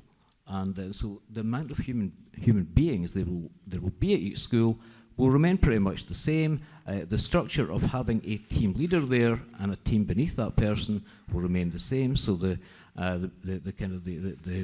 mythical dinner lady or gent will still be there. They just will not be a cook in the traditional sense. They will still be the leader of the catering team providing the meals. I'll tell you, when Cordia provides the school meals for Glasgow. That was one of they were one of the councils we looked at who provide a cook-free service. They changed from a cook fresh service to a cook free service without telling anybody. They were so confident that nobody would notice a difference. They didn't tell anyone, and nobody noticed. And now it's quite wrong, actually. Cordia is an arm's length organisation funded by Glasgow Council. But there's a measure of how little impact it actually had, other than there were posts that became vacant which weren't filled, and posts that became vacant that weren't filled, and that's where the savings came from. But in terms of the deployment of people across Perth Kinross Council, and especially in the rural areas, Carol Haxon, who's beside me here, is our facilities business manager. She has the detailed plan. There's no change at all in those rural areas. They do not have high-level cooks in charge. They will not be seeing their grades drop. No change. It really is. It's difficult to find the downside to any of this. It's just a very fortunate timing, because I know if we were coming forward with this and early years had not come along, it would be a very hard ask to say you will get significant savings, but it will mean 50 posts going. I don't think we would get approval for that, but in fact, we can say nobody will be made redundant, nobody will be, I believe, at any kind of detriment. Okay, thank you. Just to pick up on that, I think that that's very useful to know what you're saying about the rural areas and the fact that very few people will be affected, and I hope that that addresses some of Councillor McEwen's concerns. Just perhaps to point out that I think Councillor McEwen raises a valid point that unless we're told about that and that's included within the paper, then we're not necessarily to know that. So I think that that's a useful piece of information. Also, Councillor McEwen raised a point about consultation with unions as well. Perhaps the Executive Director could expand on some of those points. Councillor McEwen, you raise a number of very valid questions, and I would just want to reiterate that a committee report and a public committee would not be the place where we would discuss down to the detail of individual posts and individual locations. That's not appropriate for this context. Also, to give you assurance that in any ongoing discussions that there will be between Tayside Contracts and their staff, that would be done with the professional associations as appropriate, as would be absolutely normal. That would be a given. And again, I would just want to say that across the piece, whilst we do acknowledge that there would be a net decrease in 9 posts across a school estate with the number of schools we have, that is a relatively small number. Any approach to make savings, particularly in an area like this, is always going to be challenging, and these are the options that have been put forward today. But I do want to reassure you that in terms of the treatment of any staff whose posts, and it's posts that would be at risk right now, not individual staffs, then all of that would be done with appropriate discussion between them and where they felt it was appropriate for trade union negotiation and discussion as well. Supplementary, Councillor McEwen? It's not really supplementary because I actually don't think the question asked got answered. Maybe it's because I didn't think of the question prior to committee and I've actually structured it properly and I've thought about it during the discussion. I suppose I'm not asking whether Mavis and Kinloch Rannoch is still going to have a job or not. Of course I wouldn't ask that at committee. And I do expect you to speak to the unions, and I think that's straightforward. The answers we were getting for officers seemed to give the impression that that had already happened. That we were getting false reassurances that everybody was lovely-dovely about this. I suppose the main question, if I drill it down, given a wee bit longer to think about it, is that if somebody is to lose their cook's post in a school, then they have got a 100% guarantee that they will get other employment within the said same school. And I'm not sure that any of the papers or information or any of the repeat of the papers information has actually highlighted it to me. So although I'm talking about individual people, I'm not talking about individuals. I'm just talking about that you have people doing a small number of hours in a rural location. Are they got 100% guaranteed that they're still going to be able to work at the same location? Their job may change, they may be more than happy, cock a hoop, to actually do that. But that's not the details in our papers, hence the reason for my question. Executive Director? If the paper is approved and this is accepted, then those more detailed one-to-one discussions are ones that would take place. But the staff are not unsighted on the proposals as they're put forward here today. So there would have to be detailed discussion on an individualised basis about people's intentions, whether they're going to retire, whether they're looking to apply for, because there will be opportunities for promoted posts in Perth and Kinross and within the CPU as well. So it would be for individuals to be looking to what they wanted to do, whether people have already set a date by which they might retire, and all of those individual discussions would be had, as Frank Riley has said. So we can't rule out that somebody's not going to fall through the cracks of this. It's basically where we've got to. Which if that's the answer, I understand that. Basically, the actual question I'd prepared prior to committee was, are we not putting all our scrambled eggs in one freezer here? And the basis that, you know, I've worked in the health service, I've worked in nutrition, and I've done national contracts related to intravenous nutrition having been delivered to patients. So although I don't want to get involved in the actual processes and procedures of doing all this, one of the risk management aspects of having a single centralised place you make your food, if any health scares happen within that one institute, then your whole supply chain is affected. Therefore, if this got centralised in Dundee, and there's a health scare in that kitchen, and you get health scares in intravenous laboratories that have got a damn sight more regulations than a kitchen does, then those health scares would affect the whole of Tayside. And from the discussions here, could affect the whole of Fife and the whole of Stirling and the whole of Aberdeen if they take on Tayside contracts, idea of buying their food as well. So having all that food production in one place, one health scare wipes out the ability to use that food for a huge amount of areas. And then your contingency for providing food along those lines becomes very, very narrow or very, very distant. Who's going to address that? Within Tayside contracts currently we have a food testing regime with Scientific Services in Dundee. One of the challenges of the current method of production is we don't have the benefit of positive release. That is, by the time we know the outcome of the tests we've done on the incoming ingredients or the finished meals, the meals have been consumed or the ingredients have been used. With the cook-freeze model and with the fact that you cook in advance of the service day, you have the benefit of having sent products on the day of production to the lab and to have the results of those tests back before the food's consumed. So there's a benefit to moving to this in terms of positive release, which is quite a unique situation.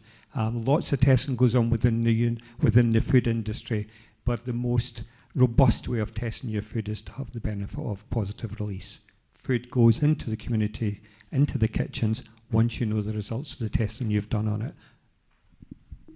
Thank you for that reassurance. Councillor, Can I have a supplementary on that, please? Just the last one.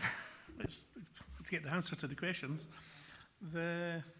If you were to have a problem and the whole batch of mashed potatoes or whatever it happens to be has to be got rid of, is your capacity big enough to then still maintain your supply chain? Part of the planning process for setting up the operational unit would be to have a contingency plan in place, an appropriate plan to ensure continuity of service in any circumstances we could reasonably foresee happening. Because we are not producing the food on the day it's going to be consumed within the school estate, we have the opportunity to reproduce the same batch of food if we were to detect a problem with any particular production batch. Thank you. Councillor Sarwar to be followed by Councillor McDade. Thank you, Vice Convener. It sort of is a supplementary to what I'd asked earlier about consultation. My concern is, if I'm correct in my understanding, that the PEF funding that head teachers receive is allocated on the basis of school meal uptake. And so my concern would be any drop-off in the uptake of that meals, even if it was later to go back up to existing levels, would that affect our PEF funding, and has that been taken into consideration, and what forward planning has been done on that? Mr Hill, do you want to address that?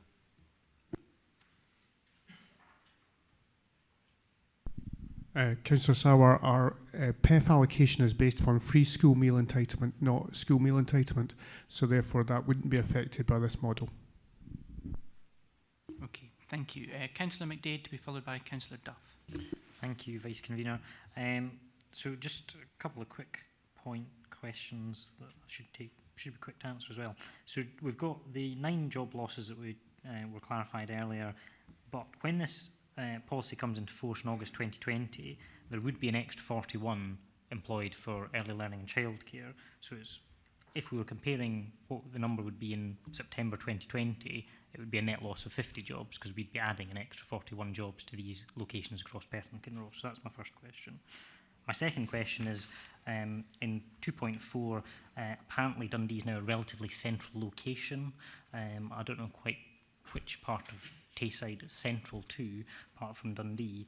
But in terms of winter weather, lots of Highland Perthshire, Northern Angus, in fact, struggle quite badly, often with winter provision. Schools are often able to open because they've got local staff. But in this instance, perhaps the roads aren't able to cope with vans and deliveries for a week. What procedures are in place to cope with those issues? I think you answered your first question yourself. To clarify that I am correct, it's 50 jobs in September 2020 that would be net down. If that is how you look at it, I think that is the position. The second question in terms of Dundee, I don't think we're not suggesting that there will be daily deliveries and people will have a supply for a period of time. Does someone want to address that? So if there was you couldn't get to a school for a week, that shouldn't be an issue? I could maybe just add to that, Vice Convener. We currently have daily deliveries to school, and in the new model, it's more likely to be once a week, twice a week at the most.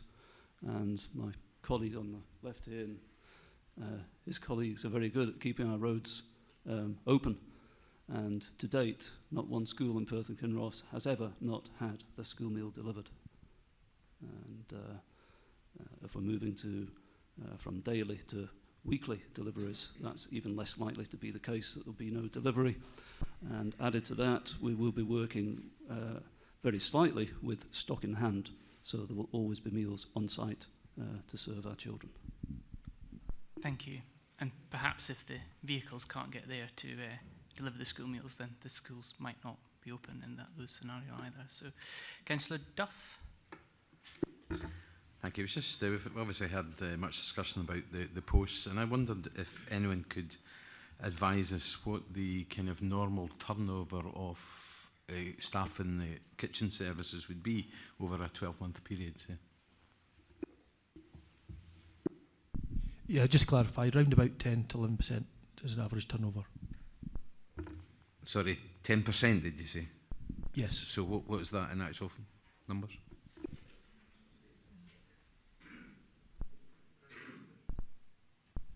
Around about 70 posts per year across Tayside. Thank you. Do we have any further questions on the report? Councillor Dugan. Thank you very much, Convener. I think you said in your introduction that should we agree the paper today, we'll go out and discuss these proposals with pupils and parents. Isn't that a bit late? I think the point being that we have a savings target to achieve, which was agreed by all parties. The review of catering services back in February 2016. We've undertaken a full options appraisal about the best way in which to deliver on those savings, and the conclusion has been that that is the central production unit. I think the issue of consultation is to ensure that there isn't a drop-off in terms of the number of meals, the uptake of meals, due to a misperception that frozen meals are inferior, when in fact some of the comments that have been made in the press recently show that that's not the case, and in fact in some cases it can be better. So I think that it is appropriate for us. It's not as if this hasn't been broadcast, and there have been numerous stories in the press about it in recent months, and since the original proposals have been put forward. Thank you, Vice Convener. And but you'll also accept that that does not represent consultation in any meaningful way.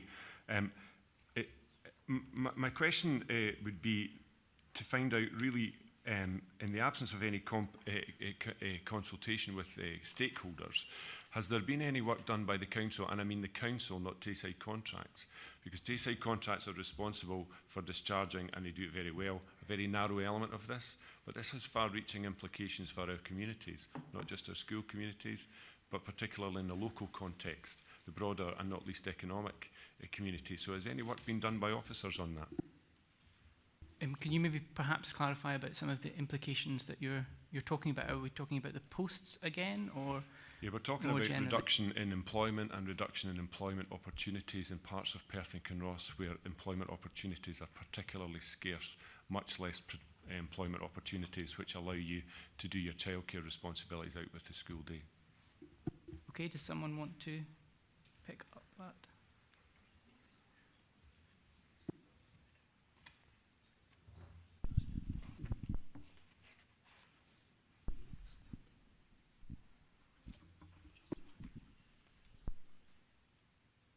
Just to confirm, Vice Convener, it's a Perth and Kinross Council perspective I'm looking for on this, please.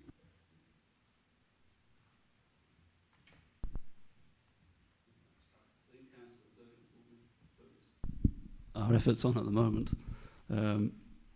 is making sure we've got a model that we can take forward that will deliver on the savings we're looking for.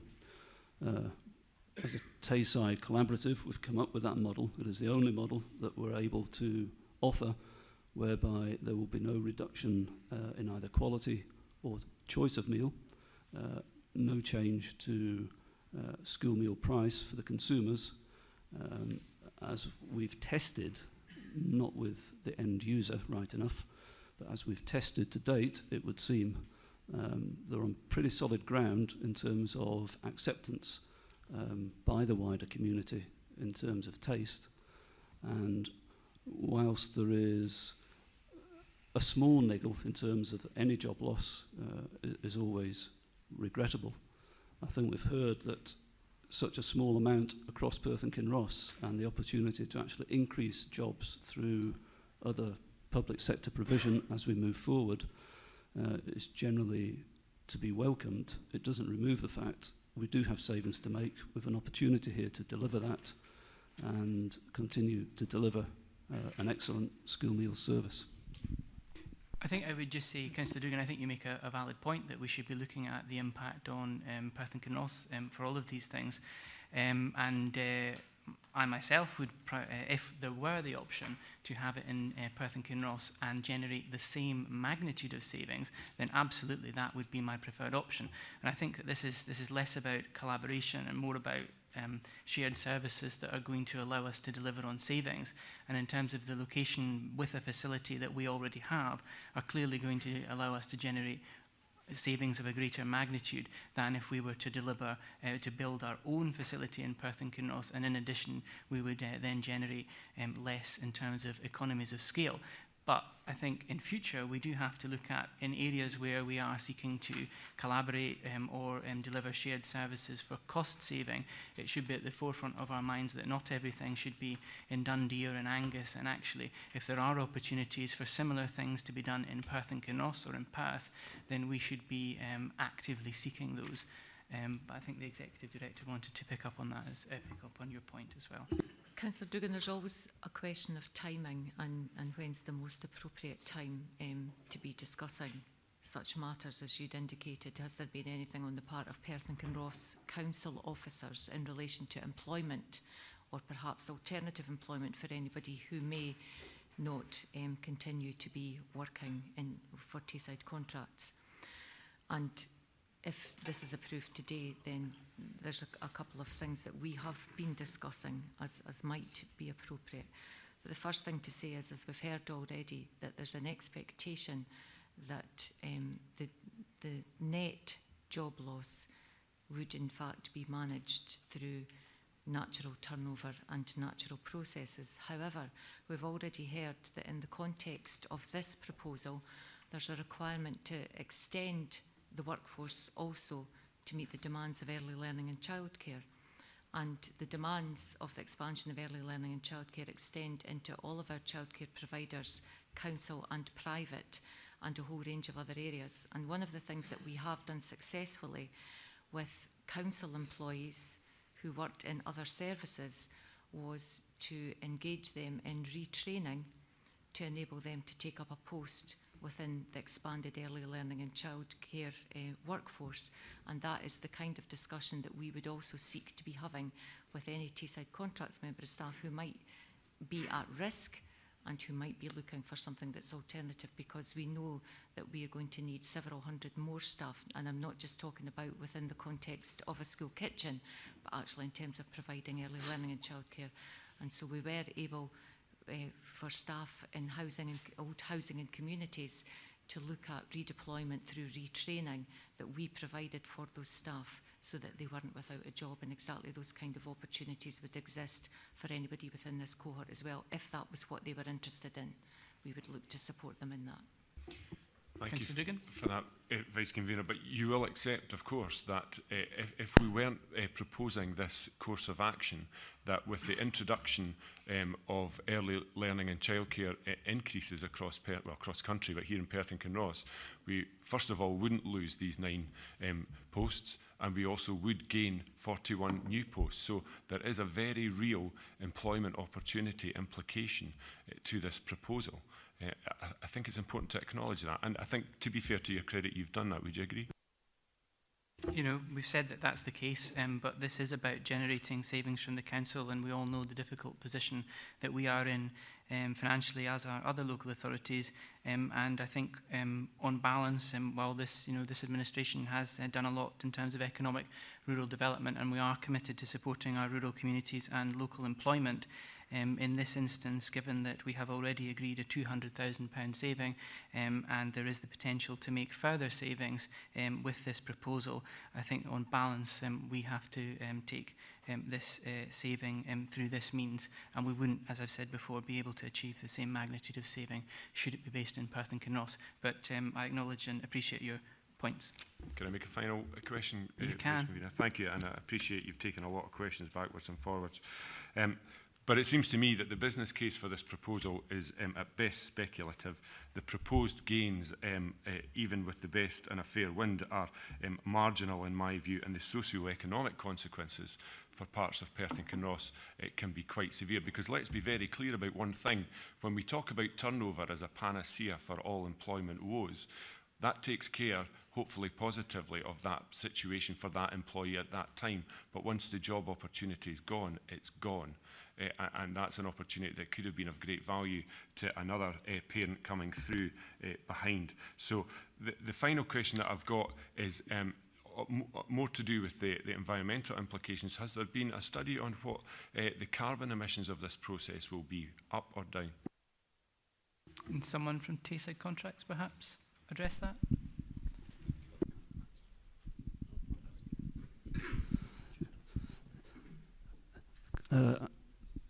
The logistics and the transport planning will follow as part of the consultancy proposals. So no, that is yet to be undertaken. By moving production to a centre out of 35, 40 production sites, there should be an energy saving there. And on balance, we're anticipating a small reduction, but the consultancy results will tell us that in due course. I think I'd just like to clarify one point as well, just to make sure there's no misunderstanding regarding the employment. The 41 additional posts are in the main, if not in their entirety, within the schools, not within the Dundee Centre. So those additional posts are still staying in the community. Thank you. Councillor McCall. Thank you. Again, I'm in a position to ask a question because of the way the debate and the discussion has gone. It has been raised that there's 41 roles in the early years that are now being filled with the positions that are becoming available. Can I have a little bit of an understanding of what the current uptake is from people applying for these roles? Are we finding that there are a lot of people applying for the jobs, and we are being able to not being able to offer that to the wider community, or are we having difficulty in actually getting people applying for the increase in positions that are being brought forward for the early years provision that we have to provide? Councillor McCall, can I ask you to differentiate between whether you mean within a Tayside Contracts and therefore in kitchens, or whether you're talking about early learning and childcare provision? I'm actually asking across the board if that's possible. I mean, if we look at it, then in that case, 2 questions, if that's possible. In terms of recruitment in relation to the provision of early learning and childcare, that is on track for implementation in 2020. Okay, and when it comes to the kitchens, because of that increase, do we have an influx of people applying for jobs? So we have or are we actually struggling? I'm not sure that these posts have actually been advertised yet, Okay, but I'll, right. I'll defer to my colleagues in Tayside Contracts. Okay. Well, Yeah, I could just, sorry, Director, I've obviously spoken with Tayside Contracts. Basically, most catering posts are filled, a number of candidates, and there's no recruitment problems. Thank you. Do we have any further questions? No? Okay, well, thank you for that robust scrutiny of these proposals, which I think is welcome and needed. In moving this report, just to clarify the position from the budget in February 2016 that the Council agreed £200,000 worth of savings and a potential for a further £226,000 worth of savings. Seems to be possible if we are to proceed with this proposal, and in addition £32,000 could be released from the PKC share of Tayside contract surpluses that are returned to the Council annually. I hope that some of the answering of some of the questions that people have posed will reassure people in terms of the workforce management implications of this proposal, also some of the concerns that have been raised around food quality and food safety. I hope that that has addressed some of the concerns of the committee in the debate today. I think, as I've said before, given the significant financial challenges that this council is facing, this opportunity for shared services and to deliver economies of scale, which will help us to provide other services that people rely on in our communities. I think this is the right approach going forward. The committee is asked today to note the content of the report and instruct the Executive Director to continue to work in partnership with Angus and Dundee City Councils and Tayside Contracts to plan for the implementation of a cook-freeze centralised meals production facility method for the delivery of primary school and early learning and childcare meal service and the main meal element of the secondary schools menu. As I've mentioned, to note the estimated magnitude of the savings and also to instruct the Executive Director to update this committee on the outcome of the detailed consultancy work all around this proposal. Can I ask for a seconder for this proposal? Thank you, Councillor Purvis. I'm very happy to second this proposal. I'd like to thank Simon Farrer and Greg Boland for all their support while we've been going through the process of putting this paper together and answering a huge amount of questions prior to committee, and then to the officers that have answered questions today.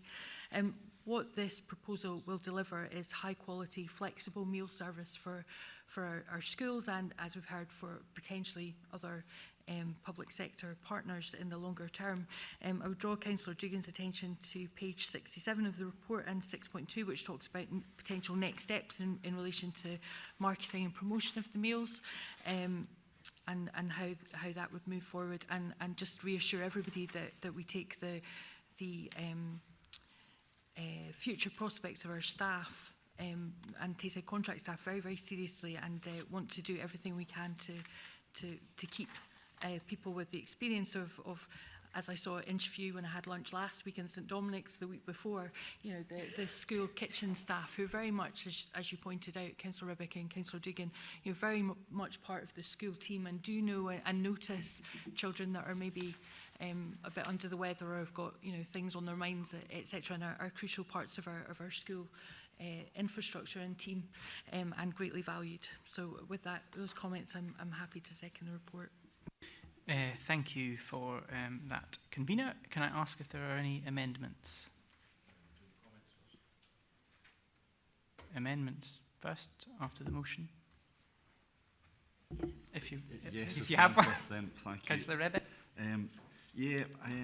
If I can say, first of all, that I don't make any comment. I thank everybody for their contributions and their answers, and I don't make any comment on frozen versus unfrozen. Neither do I make any comment on the quality of product, which I was lucky enough to taste at lunchtime today. I do, despite assurances, still have concerns about Perth and Kinross jobs going to Dundee, sometimes very local jobs, sometimes very rural jobs, and jobs that facilitate childcare as well. And therefore I would like to propose an amendment. That amendment is such: on paper 8, 7.2, 1 notes the content of the report but 7.2.2 we delete and replace with instructs Executive Director, Education Children's Services to cease plans to enter arrangements for a CPU in Dundee with attendant job losses in Perth and Kinross kitchens. The resultant budget pressure can be addressed at the Council's budget on the 20th of February 2019. I think I will ask for a recess, if that's okay, just to check in terms of like it seconded first. Oh, sorry. Thank you. Thanks, Mike. Yeah, happy to second, but I just wanted to also say, if possible, to give my comment. I felt with this report that this is a large saving that we're discussing, the estimated savings of almost £500,000. There's not enough detail on that in the report. It's not broken down quite clearly enough. That we needed a bit clearer about the change in the job roles, and also for me that there should have been the inclusion of consultation beforehand, before we make this decision, especially with young people, and that there could be a knock-on effect even with the free schools uptake, and the consequences of that are extreme. And yeah, happy to second. Thank you. As I was indicating, I think I'll ask for a recess just to consult on the competency of that amendment. I think there is perhaps a distinction between the £200,000 that has already been agreed and whether or not we will need some form of alternative proposals from yourself to meet that. The additional saving will need to be obviously put forward at the next I think if I may, I have had that conversation, okay. and my understanding is that that amendment is competent in right. terms okay. of Well, we'll have a recess and reconvene. Okay. Right. Are we all ready to restart? Okay. Thank you for that, and thank you for officers and councillors for that recess. We have confirmed that the amendment put forward by Councillor Rebeck and seconded by Councillor Sarwar is competent. Just to remind people of what that amendment is, that says instead of 7.2 that we have under recommendations, that it would be 1, notes the contents of the report, and 2, delete the rest, replace with instructs Executive Director, Education and Children's Services to cease plans to enter arrangements for a CPU in Dundee with attendant job losses in Perth and Kinross kitchens. The resulting budget pressure can be addressed at the Council's budget meeting on the 20th of February 2019. Okay, so we can now move on to comments, if anyone would like to contribute to the debate on the motion and the amendment that you have before you. Councillor Dugan, to be followed by Councillor McCall. First of all, Vice Convener, can I thank you for the patience and forbearance you've had in allowing a back and forward debate on a very important issue. I think that the way you've done that recognises the importance of what we're trying to alight upon here this afternoon. In summary, however, my listening to the debate and the answers to the contributions that I've made, I've concluded that there are a number of grave shortcomings, and this is, to say the least, a hasty proposition to embark on at this time. We don't know what the unions think. We don't know what the pupils think. We don't know what the parents think. And make no mistake, if we agree this paper as it's set out before us today, no matter what they think, the answer to them will be, well, the council's agreed this saving, so we're going to need to follow through on it. So the timing is all wrong with this. We don't know what the carbon effect, the carbon increases potentially will be on our environment and on the planet. The proposal for a Perth and Kinross facility, which I don't want to sound like somebody who's been around here forever, that was, by my recollection, the original aspiration. If there was to be any central production whatsoever, it was to be in Perth and Kinross, and this never managed to get off the ground. That was the genesis, if I'm right, I think I am, a few years ago for the £200,000 saving, which we've got to reconcile. So the proposal for Dundee was rejected before now, I believe, even if it was just an outline proposal. And we've heard today, when we were asking about a proposal for a facility in Perth Kinross, we've heard that discounted in a fairly arbitrary fashion on the basis that we need land, we need a new facility, and we need to make savings, which helpfully, if not necessarily very accurately, conflates capital budget pressure with revenue budget pressure, which I'm sure you know every bit as well as I do, isn't really competent. The biggest and most populous part of Tayside, convener, is being asked to put 50 posts, 50 employment opportunities in Perth and Kinross away. We've been asked to pay £100,000 for the privilege and to send our food preparation to Dundee. This very unhelpfully breaks the link between food preparation and food consumption in the environment of our young learners across Perth and Kinross, and I don't see why that would be a good thing to do. And finally, it seems to me that the notion that we can save on a recurring basis £500,000 by getting dispensing with 9 employment opportunities of people who were going to leave their posts anyway, apparently, that seems too good to be true to me, convener, and I believe very much that it is in fact too good to be true. Thank you for your comments, Councillor Dugan. If I could perhaps add something first, I know it would not be appropriate to ask you a question at this point, but just a few observations on your remarks. I think it's interesting, obviously this proposal has been in the budget since February 2016, and clearly, as you said, there were different discussions about whether or not that would be in Perth and Kinross or elsewhere. Having sat on modernising governance MOGs in the past, I know that the discussion has shifted towards the Dundee solution, well, the Tayside cuisine solution to this issue. What I don't understand is why the SNP amendment essentially seeks to remove the £200,000 saving, given that that was known to everyone prior to the budget last year and was not included in your budget amendment to remove that £200,000 saving.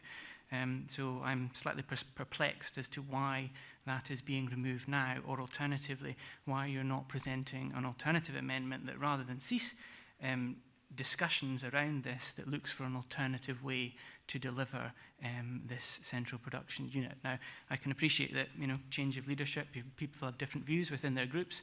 Now you're in a different position following the original agreement of that £200,000, but I do wonder why that wasn't in your budget that was presented in February last year to remove that, and why it's only being presented now. You can respond if you want to. I'm very happy to take your invitation. You've half answered that question yourself, convener. I think it's important to remain agile and to make sure that you don't bind yourself by every single decision. As you know, in the budget setting, it's a very complex and far-reaching process where many decisions are made. And if you bullishly and pig-headedly stick to everything that's been decided in the past, particularly, as you point out, when they may not have been your decisions at that time, then it leads then to not very much so suboptimal decision-making processes. I think it's really important, particularly as the funding dynamic across all local authorities in Scotland changes, that we remain flexible and agile, and that's exactly what we've done today, and no need to say it again, but I will, in our competent amendment. Thank you. Councillor McCall. Thank you, Vice Convener. I believe this to be a progressive approach to catering services that's actually already been taken, as we've heard, in other council areas. I think it will allow us to provide locally sourced produce, keeping up the nutritional value in our meals for all our pupils. And we have been advised today that basically this is an internal transformation, staff changes that will be going ahead regarding the staffing levels that are involved. So, as I say, I believe this is a progressive approach, and I actually agree to the proposals put forward. Do we have any further comments? Councillor McDade, to be followed by Councillor Forbes. Thank you, Vice Convener. Yeah, I think obviously we all appreciate that the Council is facing very difficult financial decisions, and in 3 weeks' time we are deciding on the Council's budget, so it is a bit unusual that we're being asked to decide on savings that are, as the paper says, due to be put before the full council in 3 weeks' time. I am very sceptical of this proposal based on the fact that it just seems to be more centralisation to Dundee by the back door, something my constituents are not generally in favour of, as we see more jobs coming out of rural areas, and the fact that this will be 50 less jobs in our Perth and Kinross rural communities come September 2020. So I think that actually, from my point of view, there are still a lot of unanswered questions. As I think the debate today showed, there was a huge number of questions, and there's still plenty to be that are unanswered. And I don't feel that we're in a position to actually answer this question today. So I'm going to vote for the amendment on that basis. Thank you, Councillor McDade. Just to pick up on your point about deciding this before the budget, as I've indicated before, there are already £200,000 worth of savings included within the council's budget, and I think the best way to look at this is that this is how we're going to meet those £200,000 savings, which, as I recall, you voted for in the last budget last year. But in addition, we get a net benefit of a further £226,000 on top of that. Councillor Forbes. Point of information, Convener. Vice Convener, if that's okay. I think that the clarity that you've just applied to Councillor McDade's comment, £200,000 savings are due in 1920. That's when they're in the budget for. So it's perfectly competent to take a look at that saving in the budget that you're preparing for 1920, is it not? Absolutely. However, everyone has already committed to this proposal, and the reversal is yours, not mine. Thank you, Vice Convener. I recognise I'm no longer permitted to ask questions on this paper. But had that opportunity been available to me, I would have asked how many cooks or indeed teachers this £200,000 would have funded. The saving, as you rightly say, was put into the budget a long time ago, well before you and I, Vice Convener, were here. Job losses are regrettable. 9 jobs, very highly regrettable, but we have been given assurances by Tayside Contracts and the Executive Director, and I am happy to take those reassurances at face value. We're told the SNP will firm up the plans at the next budget, and I very much look forward to that SNP budget, which I assume will contain no job losses at all. Thank you, Vice Convener. Councillor Pover. Thanks, Vice Convener. I just wanted to ask why are we considering... Sorry? All right, sorry. You can frame it as a comment if you want. Well, I can frame it in the sense that I'm just surprised that we're considering this at the moment and not at full council. So rushing this forward, so that's my comment. Councillor McEwen. Thank you very much. One of the first papers this committee had in this actual session of the council since 2017 was to look at the early learning years provision and the money for that coming from the Scottish Government. And I remember in those committees how we all applauded the extra jobs and opportunities that was going to create in our communities. Well, what we're doing now is actually taking those opportunities and using it to alter and make savings. It's all about money. I think we will have a competent budget in February that will address these issues. And I think that that's what we're proposing in our amendment. And again, like others, I'm dumbfounded, newish to the council, but dumbfounded that we're making budget decisions 3 weeks before our actual budget, when these things are all up in the air and all available for amendment. Councillor Duff. Thank you, Vice Convener.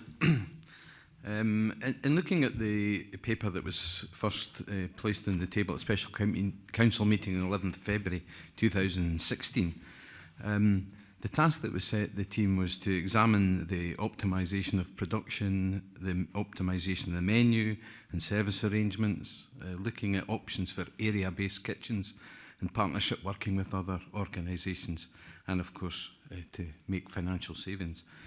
I think the team have addressed all of these points in this report, and in face of the extremely challenging budget that is forthcoming, I think these could be significant financial savings. Although we haven't talked about it today, Appendix 1 gives a list, a fairly impressive list of benefits from this proposal, some of which includes the energy and environmental comments that Councillor Duggan mentioned earlier, and I certainly support the report. Thank you. Do we have any further comments on the report? No? Okay, so we can now proceed to a vote on the motion that has been put forward by myself and Councillor Shires. Just couldn't remember who it was. And the amendment put forward by Councillor Rebeck and Councillor Sarwar.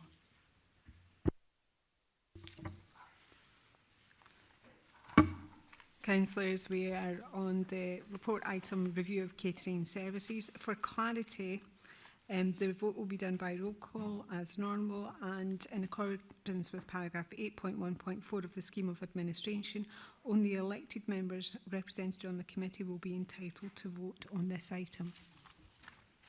Sorry, just to clarify, does that mean Mrs Giles does not get a vote on this matter? No. No. And that's because it's... It's not an educational matter. Okay. Okay. When I call out your name, could you please tell me...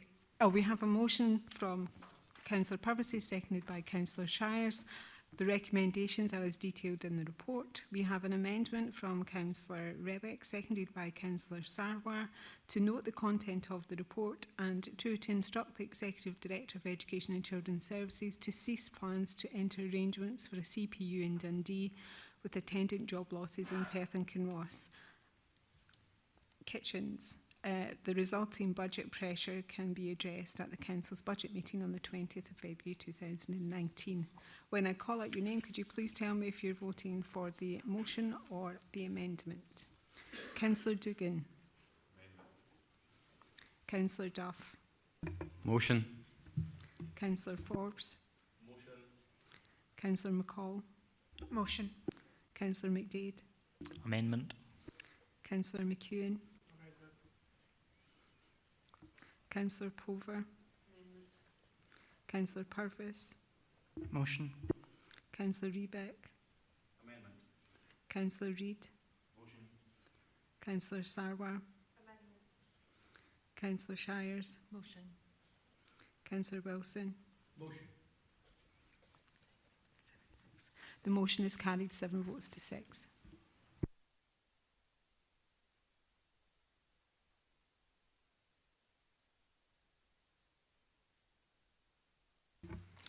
Thank you. Sorry, Convener, could I just clarify one point as a point of information in response to Councillor Duggan's point saying that the budget was in for 1920. When the budget was agreed in 16-17, that would have been a 3-year budget. So 18-19 was when the saving was to commence. The only reason that the saving didn't come into force last year was because it was plugged with budget flexibility. I think, just to clarify that position. Thank you, councillors. The next paper will be taken in private.